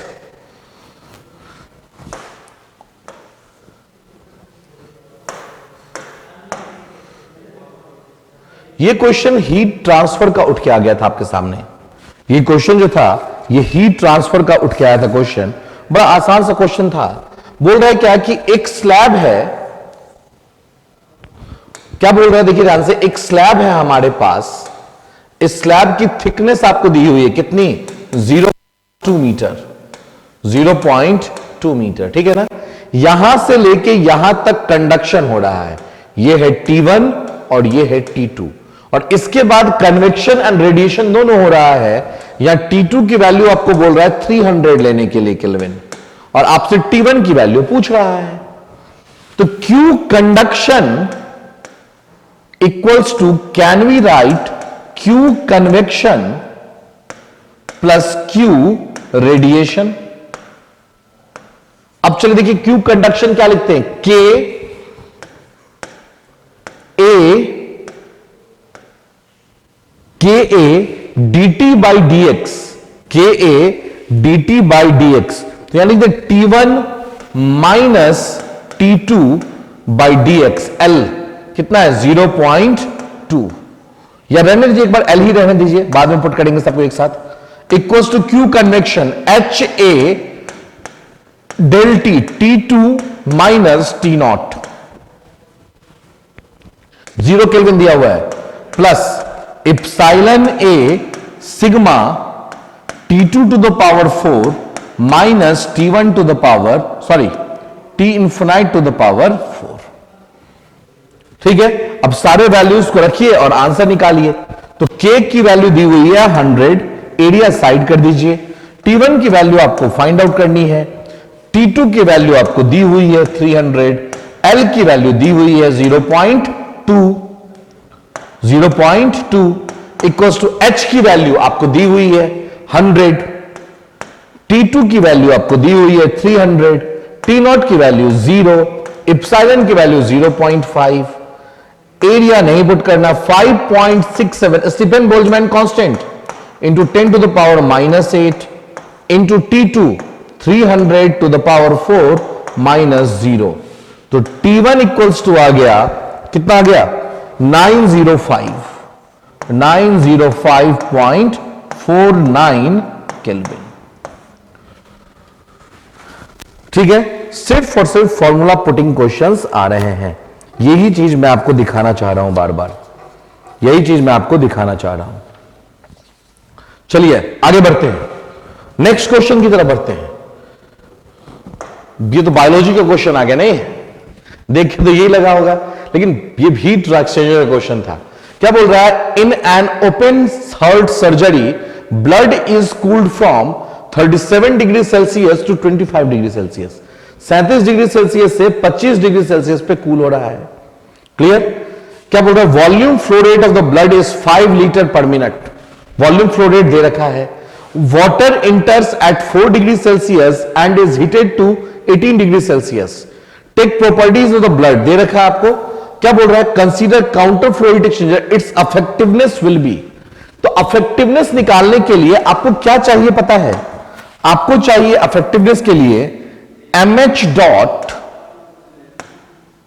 CPH, MC dot CPC, ये दोनों value आपको चाहिए। इस दोनों में जो कम होगा वही वैल्यू हम लेंगे। तो जब यहां पे कैलकुलेशन करेंगे तो M डॉट CPC की वैल्यू जो है वो स्मॉल है। तो यहां पे जब अफेक्टिवनेस निकालेंगे क्या आ जाएगा? TCE minus TCI upon THI minus TCI। अब TCE की वैल्यू दिया हुआ आपको कितना? 18 दिया हुआ है ना, 18 minus TCI 4, TCE minus TCI upon THI कितना? 37 माइनस टीसीआई कितना 4। तो इसको सॉल्व कर लेंगे तो इफेक्टिवनेस निकल जाएगा, कितना आएगा 0.426। बहुत आसान सा क्वेश्चन था अगर आपको parallel flow, counter flow, heat exchanger का कंसेप्ट पता है तो। चलिए नेक्स्ट क्वेश्चन की तरफ चलते हैं। यह क्वेश्चन फ्लूइड मैकेनिक्स का आया था, बड़ा सिंपल सा क्वेश्चन लेकिन कैलकुलेटिव क्वेश्चन था, थोड़ा सा कैलकुलेशन लेने वाला था, आपसे टाइम लेने वाला था। साई दे रखा है, the total acceleration at point 1,1 पूछा है। तो सबसे पहले करिए क्या आप इसमें u की वैल्यू, u बराबर होता है minus del psi by del Y. सबसे पहले इसको फाइंड आउट कर लीजिए, minus del psi by del Y. Clear? फिर v फाइंड आउट कर लीजिए, हो जाएगा आपसे। ये x क्यूब y नहीं था, ये k x क्यूब y था। साई इक्वल्स टू दिया हुआ था, clear, k x cube y, और k की वैल्यू 1 पुट करने के लिए दिया है, तो आप यहां पे k की वैल्यू 1 पुट कर दीजिए, कोई दिक्कत वाली बात नहीं है। तो del psi by del Y कितना आ जाएगा आपका, अगर बात करें del psi by del Y, तो माइनस एक्स क्यूब, ठीक है, v del psi by del x, del psi by del x कितना 3x square Y, 3x square Y. Clear? आपसे टोटल एक्सीलरेशन पूछा है, तो ax की बात जब करते हैं तो ये होता है u del u by del x plus v del u by del Y plus w del u by del z plus del u by del t। Convective acceleration and local acceleration का summation होता है आपका total acceleration. ठीक है, इसी तरीके से आप ay फाइंड आउट कर सकते हैं, इसी तरीके से आप az फाइंड आउट कर सकते हैं। तो चूंकि आपको पता है स्ट्रीम फंक्शन सिर्फ 2D के लिए डिफाइन है, सिर्फ 2D फ्लो की बात करेंगे, तो ये और ये तो कैंसिल है क्योंकि t के रिस्पेक्ट में चेंज नहीं कर रहा है और w है नहीं। तो u कितना है, u की बात कर रहे हैं तो minus x cube del u by del x, del u by del x, तो minus 3x square, del u by del y 0 हो जाएगा, खत्म कीजिए बात। तो अब इसका लिख लीजिए minus minus plus 3x to the power 5। कहां निकालना है, एट 1,1, तो ax एट 1,1 कितना आ गया 3, ax एट 1,1 कितना आ गया 3। अब अगर हम बात करें किसकी, ay की, तो u del v by del x plus v del v by del y, बस रहने दीजिए, del v by del x, v with respect to x होगा ना, u minus x cube put कीजिए, del v by del x कितना हो जाएगा 6xy, 6xy, ठीक है, plus v 3x square y है यहां पे, और del v by del Y कितना आ जाएगा 3x स्क्वायर, कितना आ गया माइनस 18x4y और प्लस 9x4y, x4y कितना हो जाएगा माइनस 18 प्लस 4, ठीक है ना।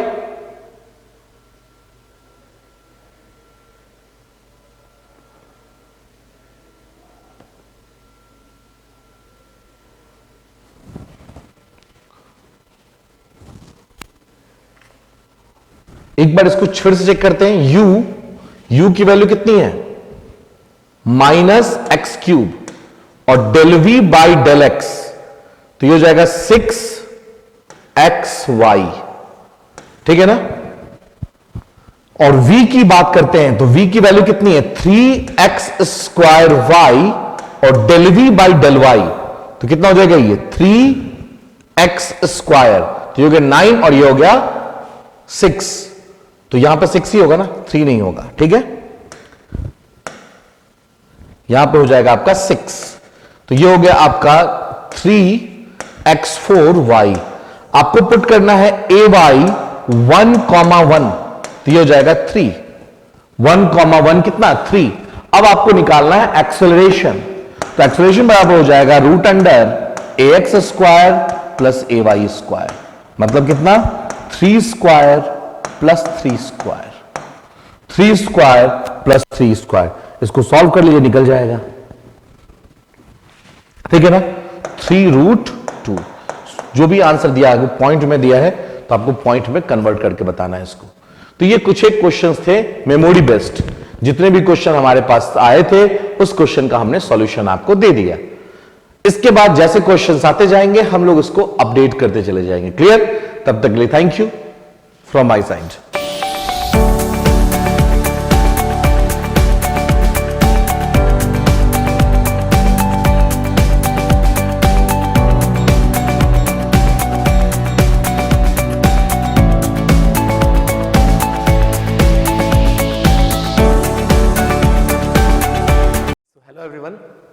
बेसिकली अब इस सेशन के अंदर हम लोग थ्योरी ऑफ मशीन से रिलेटेड जो भी प्रॉब्लम्स हमसे पूछी गई है उनके बारे में हम लोग चर्चा करने वाले हैं।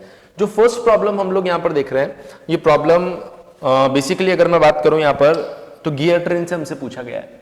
देखिए इसके अंदर क्या इंफॉर्मेशन अवेलेबल है, ये आपके पास में एक आर्म अवेलेबल है, इसे हम बोल रहे हैं सन गियर। ये हमारे पास में गियर ए है और ये हमें दिया गया गियर बी। यहां पर पूछा गया angular velocity of arm will be. Angular velocity हमसे पूछिए आर्म के, और क्या इंफॉर्मेशन अवेलेबल है आपके पास में अवेलेबल है। Number of teeth on A ये दिया गया बेटा 20, number of teeth on B ये हमें दिया गया है 80। और मेरे ख्याल से क्लास में मैंने बहुत अच्छे से ये सारी चीजें आपको समझाई है कि number of teeth on B equals to number of teeth on S plus 2 times of number of teeth on A. ये आपके पास में होने वाला है, ये आपके पास में एक रिलेशन आने वाला है, इक्वेशन नंबर 1। अच्छा आप चाहे तो इसके अंदर वैल्यू पुट करके इसे सॉल्व भी कर सकते हैं। Like number of teeth on B, B कितना है आपके पास में 80, number of teeth on S, S कितना है आपके पास में TS plus 2 times of number of teeth on A 20। So TS equals to ये बन जाएगा आपके पास में 80 माइनस 40 इक्वल्स टू 40। ये आपके पास में एक बड़ा अच्छा रिजल्ट आ गया, टीएस इक्वल्स टू 40। अब आपको बताया गया है कि ऐसे में आपको एक टेबल बनानी होती है और उस टेबल में सबसे पहले आप यहां पर लिखते हैं आर्म, आर्म के बाद में गियर एस, गियर एस के बाद में गियर ए, गियर ए के बाद में आएगा बेटा गियर बी। ये आपका गियर बी है। सो बेसिकली यहां पर हम लोग बात करेंगे, अगर आर्म को मैं स्पीड दे रहा हूं 0 तो उस टाइम पर गियर एस को हमने दिया +x। आप क्या करेंगे बेटा, एस और ए के बीच में रिलेशन लगाएंगे और ये रिलेशन कैसे लिखा जाएगा, N A divide by N S equals to T S divide by T A. दोनों में एक्सटर्नल मैशिंग है, इस वजह से यहां पर एक नेगेटिव साइन आएगा। So finally N A equals to minus of N S T S equals to T A. So N A equals to minus N S की अगर मैं बात करूंगा बेटा माइनस एन एस, तो एन एस आपके पास में है एक्स, तो ये बन जाएगा एक्स। टीएस की अगर मैं बात करूं तो टीएस आपके पास में है 40, टीए की बात करूं तो टी आपके पास में 20। सो ओवरऑल अगर आप बात करेंगे एन ए तो ये आएगा -2x। सो ये आ गया बेटा आपके पास में -2x। अच्छा यहीं से अगर आप फाइंड करना चाहेंगे बी के लिए, तो बी के लिए भी सेम रिलेशन आप लगाएंगे यहां पर between A and B. So ये लिखेंगे आप N B divide by N A equals to T A divide by T B. अब देखिए दोनों के बीच में इंटरनल मैशिंग है, और जब इंटरनल मैशिंग होगा ऐसी कंडीशन में आप कोई भी नेगेटिव साइन यूज नहीं करेंगे। So N B equals to ये आपके पास में बन जाएगा N A T A divide by T B. So N B equals to N A कितना है आपके पास में, अगर मैं बात करूं एन ए, सो ये है -2x। टी ए के ऊपर नंबर ऑफ टीथ कितना बेटा 20, टीबी बी के ऊपर नंबर ऑफ टीथ कितना है आपके पास में 80। सो ओवरऑल ये आ गया आपके पास में एन बी इक्वल्स टू ये आ गया 4 times. So overall -x/2 -x divide by 2। सो यहां पर हमने इसको दिया है +y, x + y -2x + y -x/2 + y। सो ऐसे कंडीशन में अगर हम लोग बात करें, अब जो इंफॉर्मेशन क्वेश्चन के लिए गिवन है वो बोल रहा है कि जो गियर कैपिटल बी आप देख पा रहे हैं इसकी स्पीड है 900 आरपीएम, और बोल रहा है सन गियर यहां पर फिक्स्ड है, तो सन गियर की स्पीड है बेटा x + y। तो आप लिख सकते हैं यहां पर एन सन गियर, या फिर मैं तो बोलता हूं डायरेक्टली लिख दीजिए x + y इक्वल्स टू 0 क्योंकि फिक्स है। और b की स्पीड जो है वो है आपके पास में 900, तो आप लिखेंगे यहां पर -x/2 plus y equals to 900। दोनों इक्वेशंस को अगर बेटा आप माइनस करेंगे तो ये बन जाएगा आपके पास में equation number 1 then equation number 2। So 1 minus equation number 2 ये बन जाएगा आपके पास में x plus x/2 equals to 900। So finally 3x divide by 2 equals to 900। So x equals to ये बन रहा है आपके पास में with negative sign 300। So x equals to ये बन रहा है बेटा आपके पास में 600 आरपीएम विद नेगेटिव साइन। सो मेरे ख्याल से ये सभी को समझ में आ गया होगा। अब क्वेश्चन क्या है, बोल रहा है आर्म की स्पीड कितनी होगी। देखिए x प्लस वाई इक्वल्स टू 0 है, आप सभी लोग जानते हैं x प्लस Y equals to 0। So x जो है वो है -600, y हमें नहीं पता। सो यहां से y इक्वल्स टू कितना आ रहा है 600 आरपीएम क्लॉकवाइज। तो यहां पर जो करेक्ट ऑप्शन होना चाहिए था वो आपका आएगा 600 पॉजिटिव। देखिए पॉजिटिव को जनरली हम लोग मान लेते हैं क्लॉकवाइज, अगर हमने माना था तो ये 600 क्लॉकवाइज। अगर पॉजिटिव को आप काउंटर क्लॉकवाइज मान के चलते हैं तो ये आपके पास में काउंटर क्लॉकवाइज होगा। क्वेश्चन में 900 पॉजिटिव दिया गया था, तो अगर ये आपका क्लॉकवाइज है तो ये भी क्लॉकवाइज है, अगर ये आपका काउंटर है तो ये भी काउंटर है।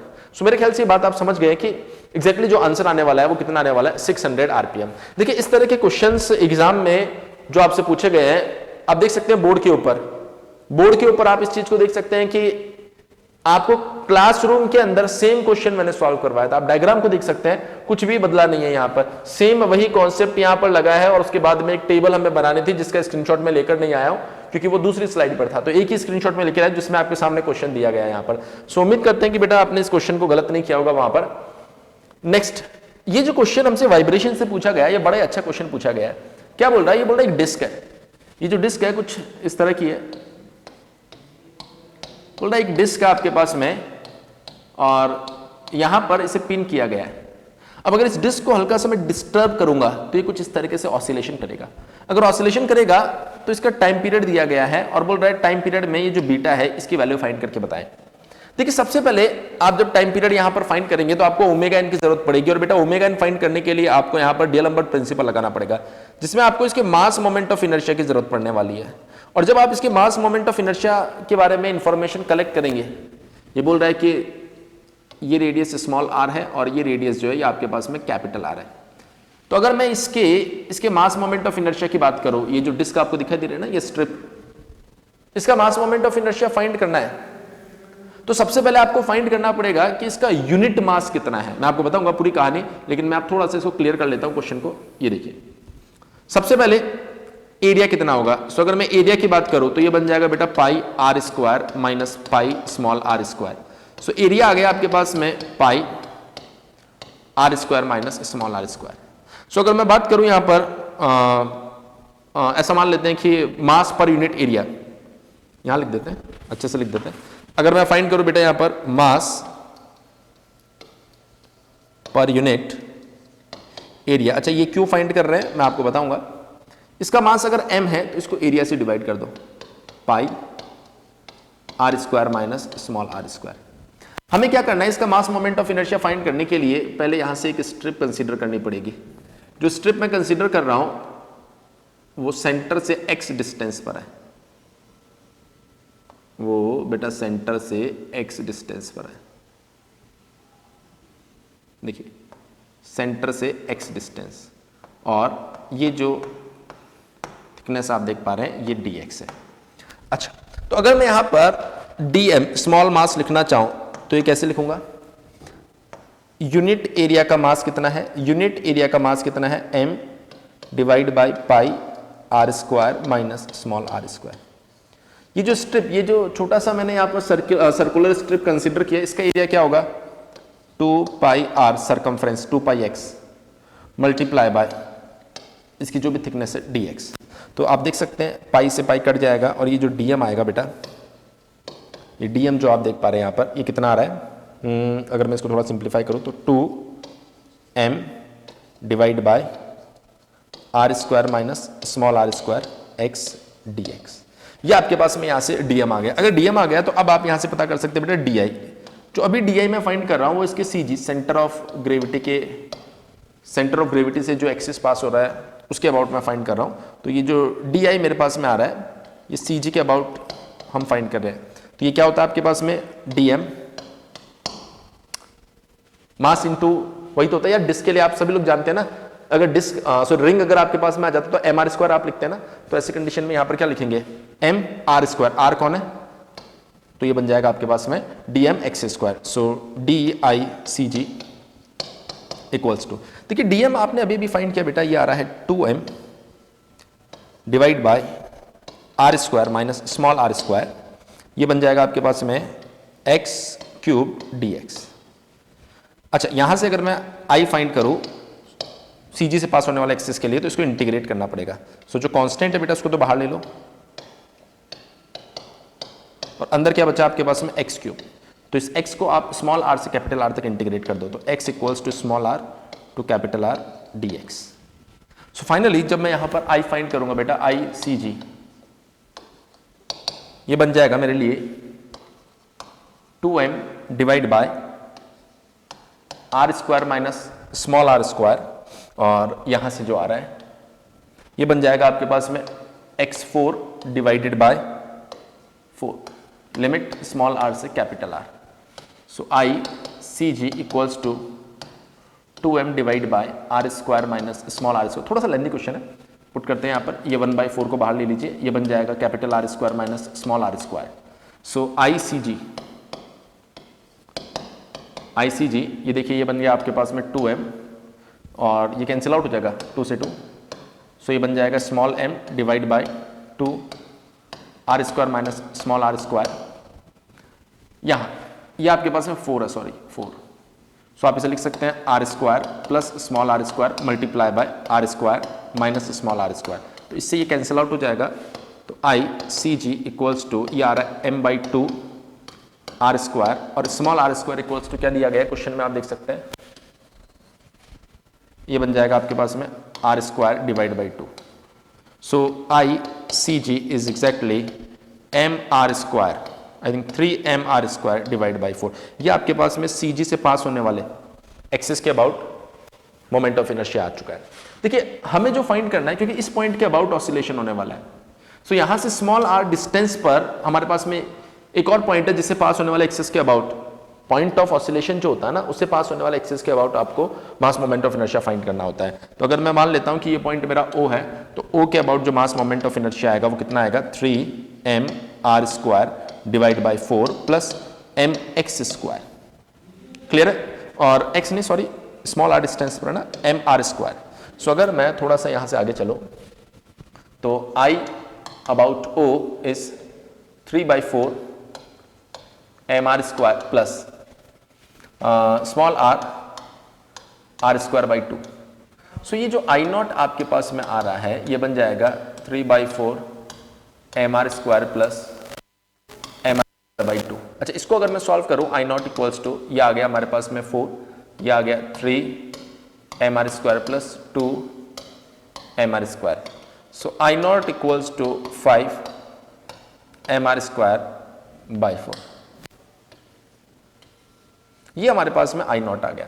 अब आपका जो प्रिंसिपल है जो आपको सिखाया गया है वो बोलता है कि आप इसको स्लाइटली डिस्टर्ब करो। देखिए स्लाइटली जब आप इसको डिस्टर्ब करेंगे, जैसे मान लीजिए ये पॉइंट ऑफ ऑसिलेशन है और मान लीजिए ये इसका CG था, अगर आप इसको स्लाइटली डिस्टर्ब करेंगे तो बेटा ये पॉइंट आ जाएगा यहाँ पर, तो CG आ गया इस जगह पर, कितना एंगल पे, थीटा एंगल पे, तो अब mg लगेगा नीचे, mg नीचे लगेगा तो ये डिस्टेंस है r, तो इस पॉइंट के अबाउट ऑसिलेशन हो रहा है, तो इससे परपेंडिकुलर डिस्टेंस कितनी है बेटा, ये r है, तो ये r cos, तो ये कितना हो जाएगा r sin, तो जो टॉर्क इसको वापस लेके आ रहा होगा वो रिस्टोरिंग टॉर्क जिसको हम लोग बोलते हैं टाउ रिस्टोरिंग, वो क्या हो जाएगा, वो हो जाएगा बेटा आपके पास mg multiply by perpendicular distance is r sin theta, so tau restoring equals to mg r theta.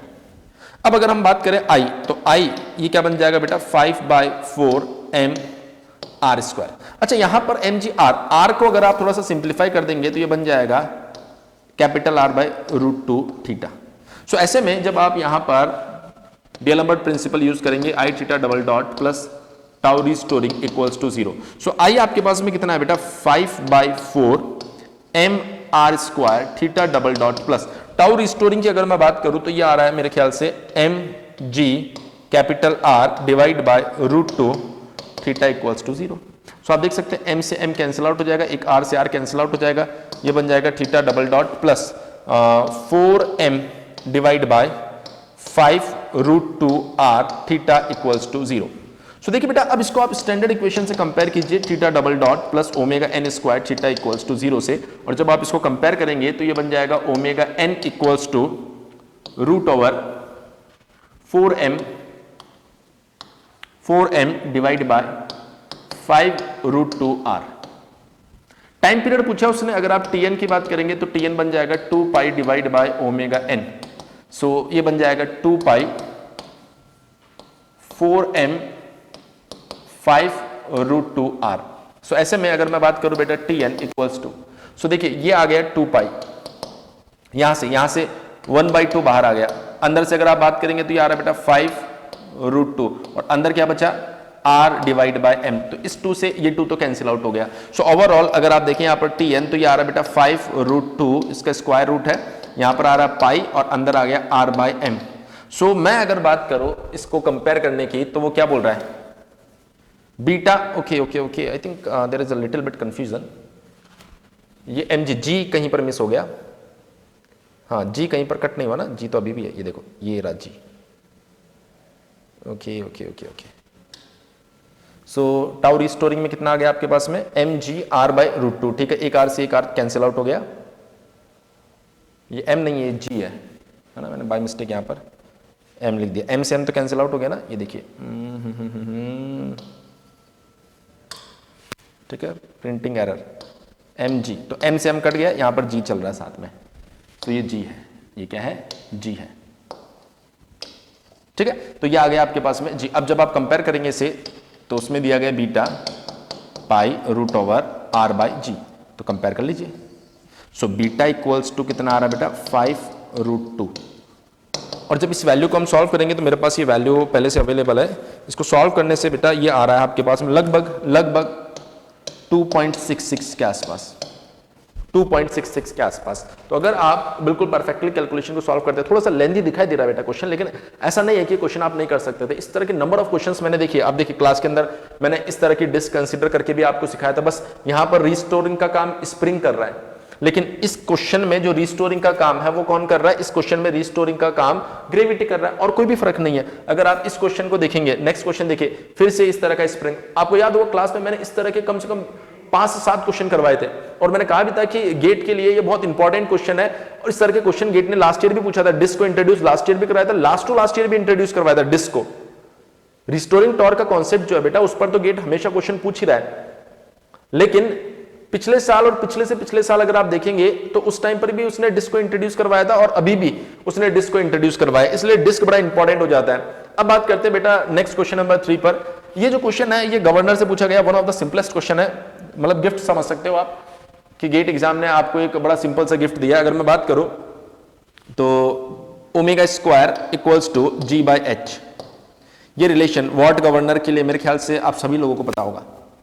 बस इसी के ऊपर क्लास में मैं बहुत बार बोलता था, गेट जब न्यूमेरिकल इंट्रोड्यूस करवाएगा तो सबसे पहले व्हाट गवर्नर के बारे में क्वेश्चन पूछेगा, क्योंकि उसका तरीका है कि वो पहले क्या करता है, उस सब्जेक्ट को इंट्रोड्यूस करवाता है, उस टॉपिक को, उस चैप्टर को इंट्रोड्यूस करवाता है, फिर उससे और अच्छे लेवल के क्वेश्चन बनाता है।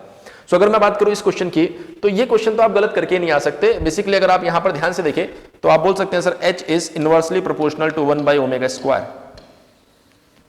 H is inversely proportional to omega square. So finally आप क्या लिखेंगे यहां पर, H1 divide by H2 equals to omega 1 square omega 2 square. बस फॉर्मूले में वैल्यू पुट कर दो। अगर मैं बात करूं H1 तो ये दिया गया 100 mm, H2 हमें फाइंड करना है, ओमेगा 2 जो हमें दिया गया है ये बेटा 2 ओमेगा, और ये है आपका ओमेगा। सो ओमेगा से ओमेगा कैंसिल आउट हो जाएगा, और अगर आप देखें H2 इक्वल्स टू क्या आ रहा है आपके पास में, 100 डिवाइडेड बाय 4 इज 25 mm। ये आपका करेक्ट आंसर होना चाहिए। तो मुझे नहीं लगता कि यार इस क्वेश्चन में आपको किसी भी तरह की कोई समस्या रही होगी। तो अभी तक हमारे पास में यही क्वेश्चंस आए हैं, और भी क्वेश्चंस आने भी बाकी है मैकेनिक्स से और भी बाकी सब्जेक्ट से, वो भी हम लोग सॉल्व करवाते रहेंगे पैरेलली। तो आई होप जो थ्योरी ऑफ मशीन के क्वेश्चन मैंने यहाँ पर सॉल्व करवाए हैं वो आपको जरूर पसंद आए होंगे। देखिए इस तरह का कंप्लीट कहानी जो है मैं आपको क्लास में बता चुका हूँ, आप देख सकते हैं ये रहा वो फॉर्मूला जो डायरेक्टली एग्जाम में पूछा गया।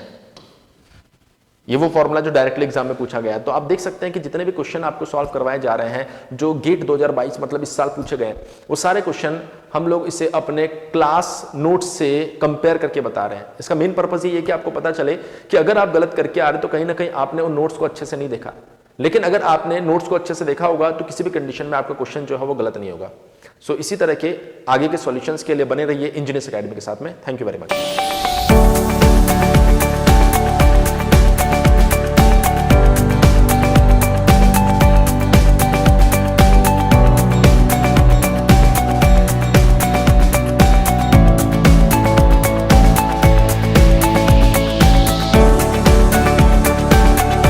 If you really like the video, please hit the like button and share the video, subscribe to our YouTube channel and press the bell icon for the latest updates. Thank you.